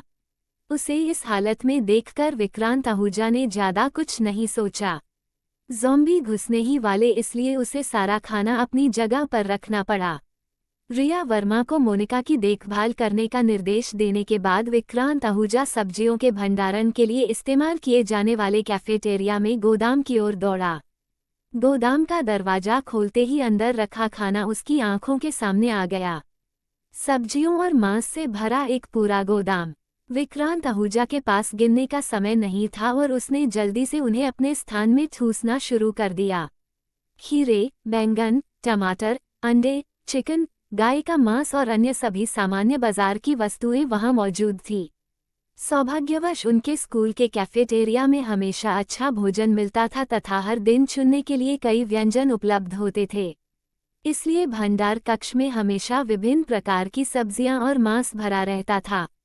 जल्दी भोजन का ढेर उसके स्थान पर लग गया, जिससे 10 घन मीटर का क्षेत्र भर गया। ये भोजन उसके लिए कई वर्षों तक खाने के लिए पर्याप्त था। इसके बाद विक्रांत आहूजा ने अपना ध्यान मसालों की ओर लगाया। क्योंकि स्कूल में इनका बहुत अधिक प्रयोग होता था, इसलिए इन मसालों को बोरों में पैक किया जाता था। अंत में विक्रांत आहूजा ने कुल 5 बोरी खाने योग्य नमक, 1 बोरी चीनी और दर्जनों अन्य मसाले एकत्र किए, जिनमें से प्रत्येक 1 बोरी या आधी बोरी थी। इसके अलावा वहां सिरका, सोया सॉस और ऑयस्टर सॉस जैसे बोतल बंद मसालों के 10 से अधिक डिब्बे भी थे जो अलग अलग मात्रा में जमा थे। यहाँ तक कि खाना पकाने के सभी उपकरण भी उसके स्थान पर एकत्रित कर दिए गए थे। अब पूरे कैफेटेरिया या रसोई घर में कुछ भी नहीं बचा था। यहाँ तक कि मेज, कुर्सियाँ या बेंच भी नहीं बची। ये देखकर कि वहाँ और कुछ भी उपयोगी नहीं है, विक्रांत अपने मूल स्थान पर लौट आया। इस समय मोनिका ने रिया वर्मा के आराम के तहत बहुत कुछ हासिल कर लिया था। विक्रांत ने सबसे पहले दरवाजे की जांच की, पाया कि वह पहले से ही खराब हो चुका था और टूटने वाला था।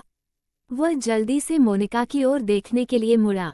मोनिका, अब तुम्हारे पास 2 विकल्प हैं, या तो मेरे साथ आओ और मेरी औरत बन जाओ, या इन दोनों के साथ यहीं मर जाओ। मोनिका की पुतलियां अचानक से खुल गई। विक्रांत आहूजा, मैं जानता हूं कि तुम एक अच्छे इंसान हो, क्या तुम मेरी मदद कर सकते हो? विक्रांत आहूजा, मैं आपसे विनती करता हूं, आपके पास पहले से ही रिया वर्मा है और मैं तो बस एक और हूं। मुझे बाहर निकालो। मेरे परिवार के पास बहुत पैसा है, मैं आपको जितना चाहो उतना दे सकता हूं। मोनिका ने स्वाभाविक रूप से विक्रांत आहूजा के अतीत के बारे में सुना था। स्कूल का एक बड़ा किस्सा ये था कि उसे कैसे पता नहीं चला। उसके दिल में विक्रांत आहूजा एक ताक झांक करने वाला था और अब उसने उसे 2 लोगों को मारते और बंदूक लेकर चलते हुए व्यक्तिगत रूप से देखा था। वह एक पूर्ण आतंकवादी था। उसे विक्रांत आहूजा की औरत बनने के लिए मजबूर करना, क्या उसे मारने से भी अधिक अस्वीकार्य नहीं था? मोनिका का जवाब सुनकर विक्रांत आहूजा का चेहरा उदास हो गया। पैसा, क्या तुम्हें लगता है कि पैसा अब भी काम का है? यह मत सोचो कि सिर्फ कुछ बदबूदार सिक्के होने से तुम सब कुछ निपटा सकते हो। मैं तुमसे कहता हूँ, अब कयामत है। किसी ज़ॉम्बी को पैसे दो और देखो कि क्या वह तुम्हें जाने देगा। मोनिका का शरीर उसके शब्दों से कांप उठा और उसकी खूबसूरत टांगें हिलना बंद नहीं कर सकी। वह समझ गई कि विक्रांत आहूजा सच बोल रही थी। अब प्रलय आ चुका था और उसके पैसे का क्या फायदा। समृद्धि के समय में एक स्त्री 1000 स्वर्ण के बराबर होती है। संकट के समय में एक स्त्री एक पैक चावल के बराबर होती है। वो इस सिद्धांत से अनभिज्ञ नहीं थी। बात बस इतनी थी कि वह सचमुच अपने जैसी अद्वितीय सुंदरी को बाइजे को मुफ्त में लाभ पहुंचाने के लिए तैयार नहीं थी, और वह एक ताक झांक करने वाला और हत्यारा शैतान था। वह सचमुच ऐसे परिणाम को स्वीकार नहीं कर सकी, लेकिन अब उसके पास स्वीकार करने के अलावा कोई विकल्प नहीं था, क्योंकि बाहर के ज़ॉम्बी पहले ही दरवाजा तोड़कर अंदर आ चुके थे और कुछ ज़ॉम्बी पहले से ही अपना सिर अंदर डाल रहे थे। उन खूंखार दिखने वाले लाशों को देखकर मोनिका को अपनी रीढ़ की हड्डी में ठंडक महसूस हुई। वो कल्पना भी नहीं कर सकती थी कि यदि वह भी उनमें से एक बन गई तो वह कितनी बदसूरत हो जाएगी। यदि उसकी नाजुक त्वचा काली और शुष्क हो जाए तो क्या कोई उसे पहचान पाएगा? नहीं नहीं, मैं मरना नहीं चाहती, मैं मर नहीं सकता, मैं ज़ॉम्बी नहीं बनना चाहता, मैं बदसूरत नहीं बनना चाहता। मोनिका अचानक उन्मादग्रस्त हो गई, लेकिन इसके बावजूद उसकी सुंदरता अभी भी स्कूल की अन्य लड़कियों से बढ़कर थी। अपने सामने उस बेमिसाल सुंदरता को देखकर विक्रांत आहूजा का दिल भी थोड़ा डगमगाया, लेकिन ये उसे चुनने का एक और मौका देने के लिए काफी था। अगर वह फिर से कोई चुनाव नहीं करती तो वह बिना किसी हिचकिचाहट के मुड़कर चला जाता। मैं एक बार फिर पूछूंगा, क्या तुम मेरी औरत बनने को तैयार हो? मोनिका का शरीर फिर से कांप उठा। वह अचानक शांत हो गई, अपनी पिछली अवस्था से बिल्कुल अलग। मौत के सामने विक्रांत आहूजा की औरत बनना कोई अस्वीकार्य बात नहीं थी। ठीक है, मैं आपकी औरत बनने के लिए सहमत हूँ। ये सुनकर बाइजे ने उसे धीरे से अपनी बाहों में भर लिया। उसी समय मोनिका की जानकारी उसकी आंखों के सामने आ गई। नाम मोनिका लुक्स बावे बस्टी कप की एक जोड़ी वफादारी 10 प्यार के लिए ताली बजाएं। 0 बार जानकारी पढ़ने के बाद विक्रांत आहूजा ने अपनी बाहों में कोमल नाजुक शरीर को महसूस किया। मोनिका विक्रांत आहूजा द्वारा अचानक पकड़ लिया गया। उसके शरीर को अस्वाभाविक रूप से मोड़ना शुरू कर दिया। प्रमुख चुलबुली संपत्तियों की वह जोड़ी लगातार विक्रांत आहूजा की छाती से रगड़ खा रही थी। इसने विक्रांत आहूजा के मन में कुछ आदिम प्रवृत्तियां जगा दी। अगर यह अनुचित सेटिंग न होती तो वह सचमुच मोनिका को मौके पर ही मार गिराना चाहता था। उसने अनिच्छा से उसके शरीर को छोड़ दिया, जिससे एक हल्की सी सुगंध फैल रही थी। इस समय ज़ॉम्बी का आधा शरीर पहले ही बाहर आ चुका था। समय नहीं है, चलो जल्दी चलें। ये कहकर तीनों रसोई के बड़े दरवाजे की ओर दौड़े, जिसका इस्तेमाल सब्जियां लाने ले जाने के लिए होता था। जल्द ही तीनों बाहर पहुंच गए। ये स्कूल का सबसे सुनसान हिस्सा था, इसलिए वहां कोई ज़ॉम्बी नहीं था। उनके पास स्कूल से भागने के केवल 2 रास्ते थे, एक मुख्य स्कूल गेट से होकर और दूसरा दीवार फाकर। मुख्य द्वार ही वह स्थान था जहां अधिकांश लाशें थी, इसलिए स्कूल के द्वार से बचकर निकलना स्वर्ग में चढ़ने से भी अधिक कठिन था। अब केवल अंतिम विधि ही बची। इस समय तीनों 2 मीटर ऊंची दीवार के नीचे खड़े थे। छन की दोनों महिलाएं चढ़ाई करने में अच्छी नहीं थी, इसलिए वे नीचे ही परेशान हो सकती थी। विक्रांत आहूजा को उन्हें एक एक करके अपने कंधों पर बैठाना पड़ा। फिर उसने उन्हें ऊपर खींच लिया। दोनों महिलाओं ने अपेक्षाकृत खुले कपड़े पहने हुए थे और विक्रांत आहूजा की उठाने की प्रक्रिया के दौरान उनके नर्म लोचदार नितंबों को सुविधाजनक रूप से 2 बार दबाया गया था। इससे दोनों महिलाएं लगातार चिल्लाने लगी। सौभाग्यवश दोनों महिलाएं जल्दी से दीवार पर चढ़ गई। विक्रांत आहूजा ने दौड़ना शुरू किया। दोनों हाथों से दीवार के ऊपरी हिस्से को पकड़ लिया और एक जोरदार धक्का देकर दीवार पर चढ़ गया। अगला कदम नीचे उतरना था। दोनों महिलाओं में से किसी ने भी नीचे कूदने की हिम्मत नहीं की। उन्हें पकड़ने के लिए विक्रांत आहूजा को पहले नीचे कूदना पड़ा। काफी प्रयास के बाद दोनों महिलाएं अंततः बाहर कूद गई। स्कूल से बाहर आकर तीनों ने राहत की सांस ली। मेरे पीछे आओ। बिना आराम किए विक्रांत आहूजा उत्सुकता से एक निश्चित दिशा में दौड़ा। वह स्कूल के पीछे एक बड़ा खुला स्थान था। उसने अपना सेफ हाउस वहीं बनाने का निर्णय लिया था। 8 अध्याय सबसे सुरक्षित घर। दोनों महिलाएं बेतहाशा दौड़ते हुए विक्रांत आहूजा के पीछे चल पड़ी। इस समय उन्हें अपनी स्त्री जैसी छवि की कोई परवाह नहीं थी। रिया वर्मा को दौड़ने के कारण कुछ क्षेत्रों में लगातार खिंचाव वाला दर्द भी सहना पड़ा। जल्दी तीनों स्कूल के पीछे खुले मैदान में पहुंच गए। गुरुजी, हम यहाँ क्यों हैं? रिया वर्मा ने स्वाभाविक रूप से पूछा। इससे पहले जो कुछ हुआ उसके बाद रिया वर्मा को विक्रांत से और भी अधिक लगाव हो गया, विशेषकर तब जब उसने वेदांत राव और ललित को गोली मारकर मार डाला। वह नहीं जानती थी कि उसे एक अजीब सी संतुष्टि का एहसास क्यों हो रहा था। इसके अलावा अब वह विक्रांत आहूजा मास्टर कहने से भी नहीं हिचकिचाती थी, मानो ये स्वाभाविक बात हो। वह तो यहाँ तक चाहती थी कि विक्रांत आहूजा फिर से उसके बालों को सहलाए। रिया वर्मा के शब्द सुनकर विक्रांत आश्चर्यचकित रह गया। वह जिज्ञासा से भर गया। उसने उससे उसे मास्टर कहने के लिए नहीं कहा था, तो वह स्वेच्छा से ऐसा क्यों करेगी? ये सोचते हुए विक्रांत ने रिया वर्मा की जानकारी खींची। नाम Riya Verma, look 91, bust D cup की एक जोड़ी, वफादारी 99, अंतरंग मुलाकातें। एक बार बचपन से ही अपने पिता से घरेलू दुर्व्यवहार सहने के कारण उनमें कुछ मनोवैज्ञानिक समस्याएं उत्पन्न हो गई, जिसके कारण उनमें दुर्व्यवहार और प्रशिक्षण की भावना घर करने लगी। विक्रांत आहूजा दंग रह गया। उसे उम्मीद नहीं थी कि रिया का ऐसा इतिहास होगा। कोई आश्चर्य नहीं कि वह आज इतनी असामान्य थी। उस समय वह हैरान था, सोच रहा था कि रिया वर्मा उससे ऐसा अपमान क्यों स्वीकार करेगी। पता चला यह एक वरीयता थी। हालांकि एक और सवाल उठा जब उन्होंने पहली बार उसकी जानकारी की जांच की, तो ये परिचय क्यों नहीं था? क्या इसका कारण ये था कि उसकी निष्ठा पर्याप्त नहीं थी, या फिर ऐसा इसलिए हुआ क्योंकि निकट संपर्क नहीं हुआ था? कारण का पता लगाने में असमर्थ विक्रांत आहूजा ने इसके बारे में सोचना बंद कर दिया। अब उसके पास करने के लिए और भी महत्वपूर्ण काम थे। एक विचार के साथ उसके हाथ में उस स्थान से भवन का खाका आ गया। उसने अपना बड़ा हाथ हिलाया और ब्लूप्रिंट हल्की हवा के साथ हवा में तैरने लगा। अगले ही पल पूरा खाका तुरंत फैल गया और पलक झपकते ही एक इमारत में तब्दील हो गया। ये वही सेफ हाउस था जो पहले उसके दिमाग में था। इस प्रणाली के आश्चर्य को नज़रअंदाज करते हुए वह तेजी से अपने सामने धातु जैसे दिखने वाले सेफ हाउस से टकरा गया। दरवाजा खोलने पर विक्रांत आहूजा को मिश्र धातु से बने चोरी रोधी दरवाजे से आश्चर्य हुआ, जो लगभग 50 सेंटीमीटर मोटा था। इस दरवाजे की मोटाई न केवल गोलियों बल्कि तोप के गोले को भी आसानी से झेल सकती थी। फिर वहां पूरी दीवारें थी जो अत्यंत कठोर धातु सामग्री से बनी थी। उनकी मोटाई 70 से 80 सेंटीमीटर तक थी। खिड़कियां दोहरी परत वाली बुलेट प्रूफ कांच की थी जो रेलिंग से सुरक्षित थी, जिससे किसी के लिए भी उनके माध्यम से प्रवेश करना बिल्कुल असंभव था। सेफ हाउस का समग्र सुरक्षा सूचकांक पूरी तरह से अधिकतम हो गया था। अंदर लिविंग रूम को शानदार ढंग से सजाया गया था, जिसमें दीवार के सहारे मालिश की सुविधा वाले चमड़े के सोफे की एक पंक्ति रखी गई थी।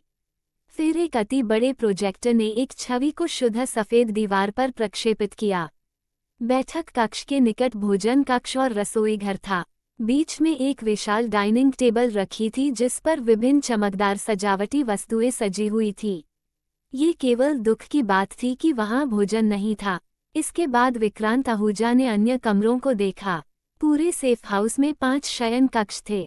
सभी में निजी बाथरूम थे। वहां एक मनोरंजन कक्ष और एक जिम भी था। जैसे ही विक्रांत आहूजा ने सभी कमरों का दौरा समाप्त किया, एक सिस्टम प्रकट हुआ। आप मंजिलों की संख्या बढ़ाने के लिए अंकों का उपयोग कर सकते हैं। प्रत्येक वृद्धि पर 1000 अंक खर्च होंगे। स्त्रियों और संतानों को प्राप्त करके अंक प्राप्त किए जा सकते हैं। प्राप्त स्त्रियों का रूप जितना अच्छा होगा, अंक भी उतने ही अधिक मिलेंगे। जैसे ही सिस्टम प्रप गायब हुआ, विक्रांत आहूजा के दिमाग में एक गेम जैसा पैनल प्रकट हुआ। उन्नत करना, अनलॉक, मरम्मत करना, बुद्धिमत्ता। विक्रांत आहूजा ने जल्दी से पहले पैनल पर क्लिक किया। इसके बाद उसके शारीरिक गुण उसके मन में प्रकट हुए। नाम विक्रांतुजा, शक्ति 10, चपलता 12, धीरज 8, आकर्षण 10। 50 अंक लेने से एक विशेषता अंक स्थायी रूप से बढ़ सकता है। ये संकेत देखकर विक्रांत आहूजा का हृदय प्रसन्न हो गया। जब तक वह स्त्रियों को प्राप्त करता रहेगा, वह अपनी शक्ति को निरंतर बढ़ा सकता है। फिर विक्रांत आहूजा ने अपने दिमाग का इस्तेमाल करके अनलॉक विकल्प का चयन किया। यह 1000 अंकों के लिए एक मंजिल जोड़ने का विकल्प था। इसमें अधिक लोगों को स्थान मिल सकता है। इसके बाद विक्रांत आहूजा ने मरम्मत विकल्प पर ध्यान दिया। यह विकल्प समझना आसान था। ये सेफ हाउस की मरम्मत के लिए था। क्योंकि सेफ हाउस पर हमला नहीं हुआ था इसलिए इसकी मरम्मत की आवश्यकता नहीं थी। इसके बाद उन्होंने अंतिम विकल्प पर विचार किया। वो इस बात को लेकर बहुत उत्सुक थे कि इंटेलिजेंस विकल्प क्या करेगा। इंटेलिजेंस खोलने पर तुरंत 3 तस्वीरें सामने आ गई। इन 3 तस्वीरों को देखकर बाई रोमांचित हो गई क्योंकि इन तीनों तस्वीरों में महिलाएं सचमुच बहुत खूबसूरत थीं। उनमें से प्रत्येक रिया वर्मा और मोनिका जैसी कैंपस सुंदरियों से कम आश्चर्यजनक नहीं थी। हालांकि जब विक्रांत आहूजा ने महिलाओं में से एक की विस्तृत जानकारी देखने की कोशिश की तो उन्हें बताया गया कि उनके पास पर्याप्त अंक नहीं है। प्रत्येक दृश्य के लिए 10 अंक आवश्यक थे। असहाय होकर वह केवल तस्वीरें और कुछ बुनियादी जानकारी ही देख सका। तीनों महिलाएं क्रमशः एक शिक्षिका, एक छात्रा और एक नज थी। वे सभी 90 वर्ष से अधिक उम्र के थे तथा उनके शरीर का अपना अलग आकर्षण था। हालांकि इस जानकारी से यह बताने का कोई तरीका नहीं था कि यह 3 महिलाएं कहाँ थीं। लगता है मुझे अभी भी जल्दी से एनकर्जित करने की आवश्यकता है। एक विचार के साथ यह सभी बातें विक्रांत आहूजा के दिमाग से गायब हो गई। ये बहुत सुविधाजनक था। वर्तमान में सबसे महत्वपूर्ण बातम अर्जित करना था। उसकी नज़र मोनिका की ओर मुड़ने से खुद को नहीं रोक सकी। 92 की लुक रेटिंग वाली एक कैंपस सुंदरी के रूप में वह सोच रहा था कि वो उसके लिए कितने एनकर्जित कर सकती है। मोनिका विक्रांत आहूजा की निगाहों से थोड़ा डर गई और जल्दी से अपना सिर नीचे कर लिया। लेकिन इसका कोई फायदा नहीं हुआ। विक्रांत आहूजा उसके पास गया, उसका हाथ पकड़ा और बेडरूम की ओर चला गया। मोनिका ने मदद के लिए रिया वर्मा की ओर देखा, लेकिन रिया वर्मा ने बस मुस्कुराकर उसकी ओर देखा। मदद करने का कोई इरादा नहीं दिखाया। ठीक इसी तरह मोनिका को विक्रांत आहूजा ने बेडरूम में खींच लिया। हालांकि मोनिका बेहद अनिच्छुक थी। वह पहले ही विक्रांत आहूजा की महिला बनने के लिए सहमत हो गई थी। इसलिए उसने विरोध नहीं किया और विक्रांत आहूजा जेड के साथ मिलकर कार्यों की एक श्रृंखला पूरी की। महिला को लाने के लिए मेजबान को बधाई। क्योंकि यह पहली बार है इसलिए इनाम 2 गुना हो गया है। 150 अंक एक्सू प्राप्त करने के लिए मेजबान को बधाई। विक्रांत का दिल खुश हो गया। उसने ऐसी अप्रत्याशित लाभ की उम्मीद नहीं की थी। सिर्फ मोनिका प्राप्त करने से उसे 300 अंक प्राप्त हुए। ऐसा प्रतीत होता है कि उन्हें भविष्य में और अधिक प्रथम रक्त का लक्ष्य रखना चाहिए। विक्रांत आहूजा ने जल्दी से अपने कपड़े पहन लिए। मोनिका भी धीरे धीरे कपड़े पहनने लगी। शायद यह उस घटना के कारण था जो घटित हुई थी। मोनिका अब विक्रांत से इतनी डरती नहीं थी। उसने उसके कपड़े ठीक करने में भी मदद करने की पहल की। विक्रांत ने इस अवसर का लाभ उठाकर उसके मस्त नितंबों को चुटकी में दबा लिया। बकवास बंद करो। ये सुनकर मोनिका का चेहरा फिर से लाल हो गया। तुम्हें किस बात का डर है? अभी तो तुम इतनी जोर से चिल्ला रही थी कि बाहर सबने सुन लिया होगा। विक्रांत आहूजा ने चिढ़ाना जारी रखा। मोनिका का चेहरा शर्म से और भी लाल हो गया। यह उसके जीवन में पहली बार था और उसने शुरू में सोचा था कि यह एक बेहद दर्दनाक अनुभव होगा। लेकिन उसने कभी नहीं सोचा था कि यह इतना अद्भुत होगा। जल्द ही उन दोनों ने कपड़े पहन लिए। तभी विक्रांत आहूजा ने खिड़की से देखा और कई चिंतित आकृतियों को बाहर सेफ हाउस की ओर दौड़ते हुए देखा। विक्रांत आहूजा ने अपनी नजरें एकाग्र की और तुरंत इन लोगों को पहचान लिया। वे स्कूल के कुछ खिलाड़ी छात्र थे जिन्होंने अतीत में विक्रांत आहूजा को परेशान किया था। बिल्कुल सही समय है। विक्रांत आहूजा के हंट फोड़े मुने। इस समय उन्होंने देखा कि इन खेल छात्रों के पीछे एक पतली आकृति भी थी। है 9 अध्याय महिला शिक्षिका सिमरन। जल्द ही उसने स्पष्ट रूप से उस पतली आकृति को देखा। वो इस व्यक्ति से बहुत परिचित था। वो उसकी शिक्षिका थी। ये शिक्षिका सिमरन 23 साल की थी और बेहद खूबसूरत थी। मेकअप करने की उसकी आदत के साथ साथ पूरे स्कूल में शायद ही कोई ऐसा था जो उसे पसंद ना करता हो। विशेषकर उसका कामुक शरीर। हर बार जब वो उसे देखता तो उसका खून खौल उठता। ये शिक्षक ही एकमात्र ऐसी बड़ी व्यक्ति थी जो उसे नीची नज़र से नहीं देखता थी। इसलिए विक्रांत आहूजा को इस शिक्षिका के बारे में अच्छी धारणा थी और यहाँ तक कि कुछ रोमांटिक भावनाएं भी थी। दरअसल दोनों के बीच केवल 3 साल का अंतर था, इसलिए ऐसी भावनाएं सामान्य थी और स्कूल के कई छात्रों उसे पसंद करते थे। हालांकि सिमरन ने इस संबंध में छात्रों से सुरक्षित दूरी बनाए रखी और उसके किसी के साथ कोई विवाद होने की कोई अफवाह नहीं थी। लेकिन विक्रांत आहूजा ने कुछ भी करने की योजना नहीं बनाई थी। वह सिमरन को अपनी महिला बनने के लिए मजबूर नहीं करना चाहता था। धीरे धीरे रात हो गई। सेफ हाउस के बाहर 4 लोग घबराहट में भाग गए। हम अंततः बच निकले। हे भगवान, मैं थक गया हूँ, लोकेश हौटते हुए बोला। मैं अब और बर्दाश्त नहीं कर सकता। चलो थोड़ा आराम करते हैं। मैं सचमुच अब और नहीं दौड़ सकता। यश मल्होत्रा पूरी तरह से निराश होकर जमीन पर गिर पड़ा। लोकेश को भी रुकना पड़ा। उसने अपने पीछे सिमरन की ओर देखा। उसकी आंखों में लालच की झलक थी। और तुम अपने आप को खेल के छात्र कहते हो? इतनी कम दूरी दौड़ने के बाद ही तुम थक गए हो, लोकेश ने चिढ़ाते हुए कहा। बकवास मत करो। तुम ये क्यों नहीं बताते कि हम स्कूल में उन ज़ॉम्बी से कितनी देर तक बचते रहे?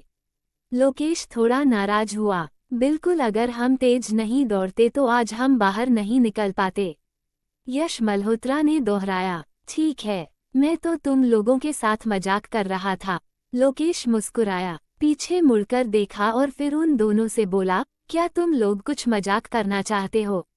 क्या मजा? लोकेश ने उलझन में पूछा। यश मल्होत्रा भी जल्दी से झुक गया और जिज्ञासा से उसे घूरने लगा। लोकेश ने एकामुख मुस्कान दिखाए और अपनी फोड़ी से सिमरन की ओर इशारा किया। क्या टीचर सिमरन आजमाना चाहोगे? दोनों ने लोकेश की निगाह का अनुसरण किया। क्या ये बुरा नहीं होगा? आखिरकार वह एक शिक्षिका है। अगर मेरी माँ को पता चल गया तो वो मुझे जरूर मार डालेगी, लोकेश ने परेशान होकर कहा। मैं चाहता हूँ, लेकिन वो हमारी शिक्षिका है। हालांकि यश मल्होत्रा के मन में विचार थे, फिर भी उसके मन में कुछ शंकाएं थी। तुम्हें किस बात का डर है? अब तो सर्वनाश हो गया है। अगर हम उसे मार भी दे तो भी किसी को पता नहीं चलेगा कि वह हम थे, लोकेश ने उपहास किया। जब उसने किसी की हत्या करने का जिक्र किया तो दोनों के चेहरे के भाव थोड़े बदल गए। उन्होंने अपने सामने खड़े उस आकर्षक व्यक्ति को देखा और धीरे धीरे उनके गले सूखने लगे।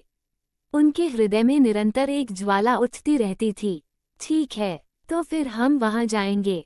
वहां देखो, स्कूल के पीछे एक इमारत कब दिखाई दी, यश मल्होत्रा ने विक्रांत आहूजा के सेफ हाउस की ओर इशारा करते हुए कहा। किसे परवाह है, हम आज रात यहीं आराम करेंगे और जब वो गहरी नींद में सो रही होगी हम जल्द ही। तीनों ने अपनी चर्चा समाप्त कर ली और सिमरन भी उनके पास आ गई। टीचर सिमरन, जल्दी से बैठ जाओ और आराम करो। ये सही है टीचर सिमरन, यहाँ और कोई ज़ॉम्बी नहीं है। ठीक है, तो मैं यहीं आराम करूंगी। सिमरन ने पीछे मुड़कर देखा और अपनी तेजी से धड़कती छाती पर थपथपाया। इस दृश्य ने तीनों की इच्छा को और भी अधिक उत्तेजित कर दिया और वे चाहते थे कि वे उसे तुरंत पकड़ सके। टीचर सिमरन, वहाँ एक घर है, क्यों ना हम वहाँ आराम करें? शायद हमें कुछ खाना भी मिल जाए। हम ठीक है। सिमरन ने सेफ हाउस की ओर देखा। उसका चेहरा संदेह से भरा था, लेकिन फिर भी वह सहमत हो गई। थोड़ी देर आराम करने के बाद चारों सेफ हाउस की ओर चल पड़े। बाइजे सेफ हाउस के अंदर से उनकी हरकतें देख रहा था। उन्हें आते देख बाइजे धीरे से नीचे चला गया। इस दौरान उन्होंने जो 300 अंक अर्जित किए थे उन्होंने 6 विशेषता अंकों के लिए बदल दिया। फिर उसने उन सबको शक्ति में डाल दिया। उसके बाद उसके शरीर में भी कुछ बदलाव आए। सबसे पहले जो मांसपेशियां पहले दिखाई नहीं देती थी, वे अब बहुत स्पष्ट दिखाई देने लगी। इसके अलावा उसे महसूस हुआ कि उसका शरीर पूरी ताकत से भरा हुआ है। जिन चीजों को वह पहले हिला नहीं सकता था, अब उन्हें उठाया जा सकता था। अपने शरीर में आए बदलावों को देखकर विक्रांत आहूजा बहुत खुश हुआ। जल्द ही वह पहली मंजिल पर पहुंच गया और उसी समय लोकेश और अन्य लोग दरवाजा खटखटा रहे थे। दस्तक सुनकर विक्रांत आहूजा पहले से ही इन 3 लोगों से निपटने के लिए अधीर था। स्कूल में उन्होंने विक्रांत आहूजा के साथ जो कुछ भी किया था वह आज उसे 100 गुना चुकाएगा। कुछ ही देर में उसने चोरी रोधी दरवाजा खोल दिया, जिसके सामने बाहर खड़े 3 लोग आश्चर्यचकित हो गए। विक्रांत आहूजा, तुम यहाँ कैसे? लोकेश ने पूछा। हालांकि तीनों लोगों की नज़रें जल्दी ही प्रतिकूल हो गई। विक्रांत आहूजा, ये घर तुम्हारा नहीं है ना? लोकेश ने घमंड से नाक ऊपर उठाते हुए कहा, ही आज से यह घर हमारा है, आप यहाँ से जा सकते हैं। लोकेश ने अपने लालच को छुपाया नहीं। तुम क्या कह रहे हो? हम सब सहपाठी हैं, तुम किसी का घर कैसे छीन सकते हो? सिमरन इस समय उठ खड़ी हुई। फिर विक्रांत आहूजा से बोला, छात्र विक्रांत आहूजा, क्या हम एक रात यहाँ रुक सकते हैं? यदि आप हैं तो निश्चित रूप से आप ऐसा कर सकते हैं। वे ऐसा नहीं कर सकते। विक्रांत आहूजा ने अपने पीछे खड़े 3 लोगों की ओर इशारा करते हुए कहा। ये सुनकर तीनों तुरंत क्रोधित हो गए। क्या कहा तुमने? क्या तुम पिटाई चाहते हो? विक्रांत आहूजा, मैं तुम्हें इसे पुनः कहने का एक और मौका दूंगा। विक्रांत आहूजा, यह मत सोचो कि हम तुम्हें नहीं मारेंगे क्योंकि टीचर सिमरन यहाँ है। विक्रांत अविचलित रहा, जिससे तीनों के चेहरों की नसें धीरे धीरे उभरने लगी। उन्हें गुस्सा आ गया जिसे वे पहले धमकाते थे, अब वही उनके साथ ऐसा व्यवहार करने की हिम्मत कर रहा था। यह उनके लिए असहनीय था। विक्रांत को इस बात का भरोसा इसलिए था क्योंकि जिस समय उसने दरवाजा खोला था उसी समय उसने तीनों के गुणों की जांच कर ली थी। तीनों में से लोकेश की ताकत सबसे अधिक थी, पूरे 13 अंक, लेकिन वह अभी भी विक्रांत से 3 अंक पीछे था। अन्य 2 के केवल 11 अंक थे। उन्होंने अनुमान लगाया कि एक सामान्य व्यक्ति का शक्ति अंक लगभग 10 होना चाहिए और क्योंकि यह तीनों खेल के छात्र थे इसलिए उनकी शक्ति अन्य की तुलना में थोड़ी अधिक होगी। उसकी अपनी ताकत पहले से ही बहुत अधिक थी तथा उसके पास पिस्तौल होने के कारण स्वाभाविक रूप से उसमें तीनों का सामना करने का आत्मविश्वास था। मैंने कहा था तुम तीनों नहीं कर सकते, क्या मुझे दोबारा कहना पड़ेगा? उसका स्वर धीरे धीरे ठंडा होता गया। विक्रांत आहूजा, मैं तुम्हें थोड़ी देर में बता दूंगा कि फूल इतने लाल क्यों हैं। लोकेश का चेहरा बेहद गंभीर था, उसने अपनी आस्तीनें चढ़ा ली थी। विक्रांत आहूजा को सबक सिखाने के लिए बेताब, उसने सीधे अपना पैर उठाया और विक्रांत आहूजा के पेट की ओर लात मारी। विक्रांत आहूजा ने भी अपना पैर उठाया और दूसरे पक्ष पर लात मारी। जैसा कि सभी ने सोचा था कि विक्रांत आहूजा को लोकेश द्वारा जमीन पर गिरा दिया जाएगा, लोकेश वास्तव में लड़खड़ा गया और विक्रांत आहूजा ने उसे 5 या 6 मीटर दूर लात मार दी। तीनों की पुतलियां तुरंत सिकुड़ गई।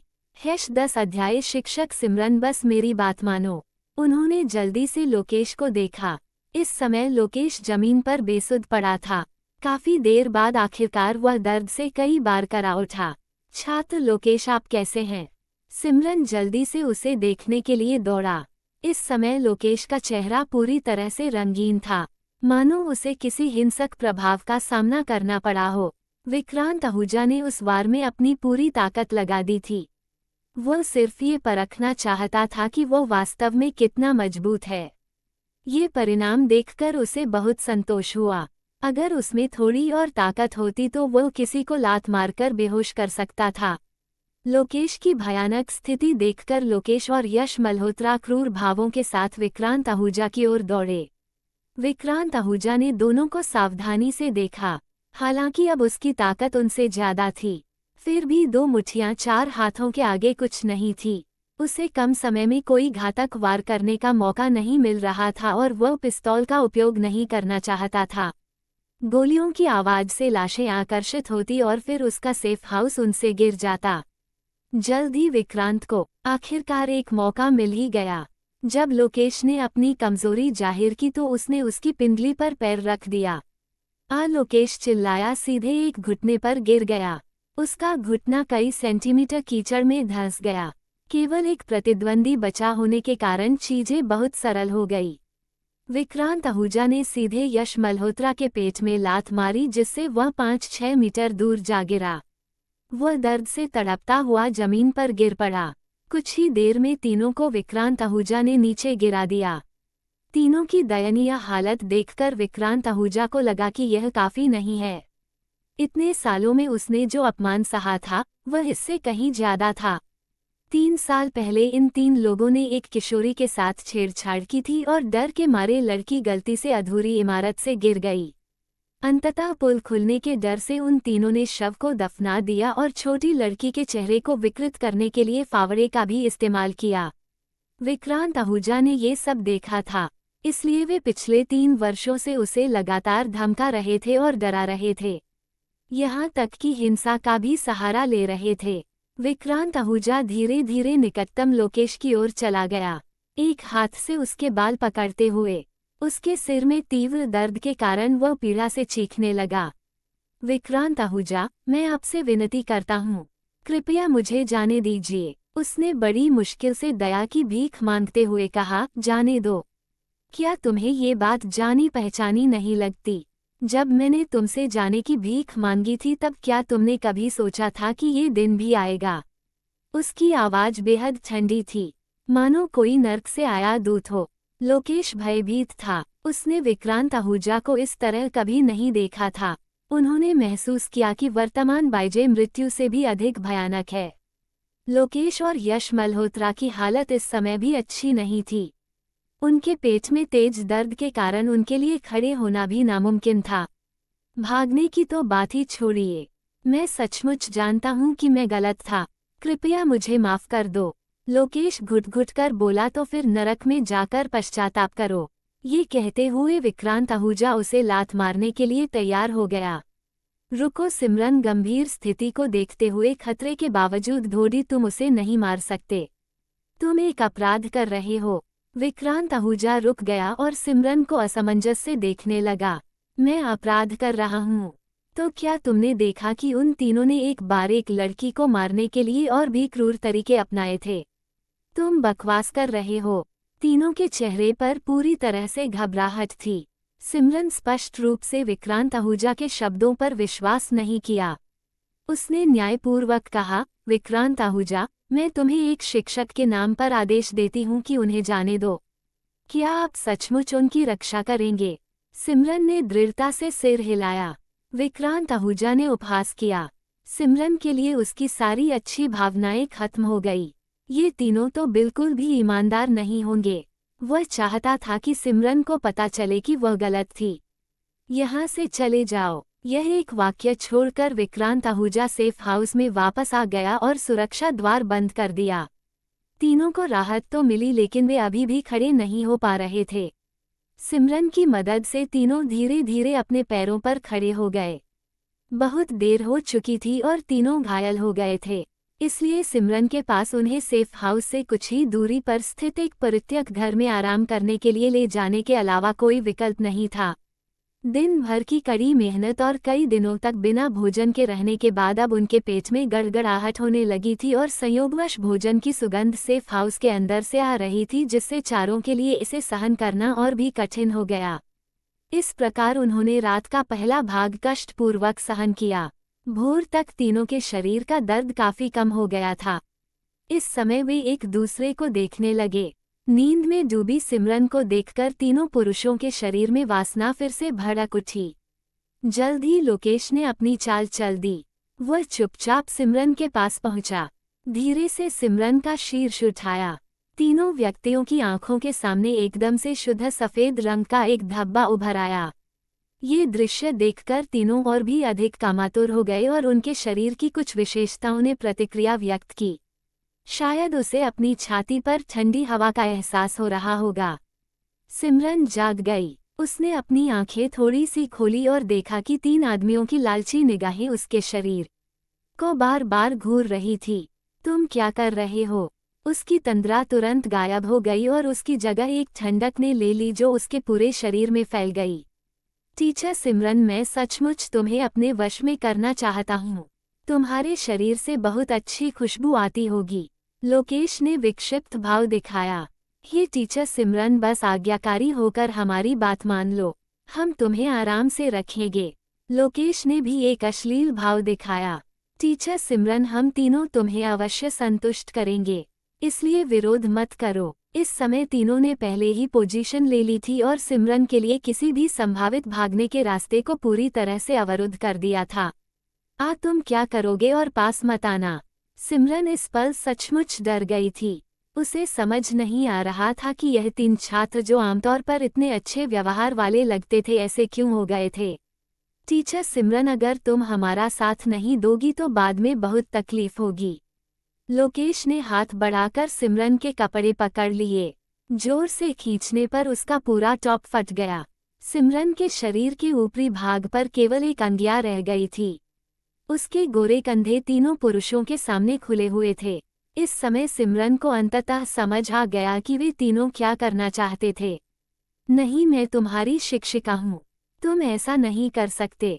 टीचर सिमरन, विक्रांत आहूजा की बात पर विश्वास न करने के लिए धन्यवाद, लेकिन मुझे आपको ये बताते हुए दुख हो रहा है कि उसने जो कुछ भी कहा वह सच था।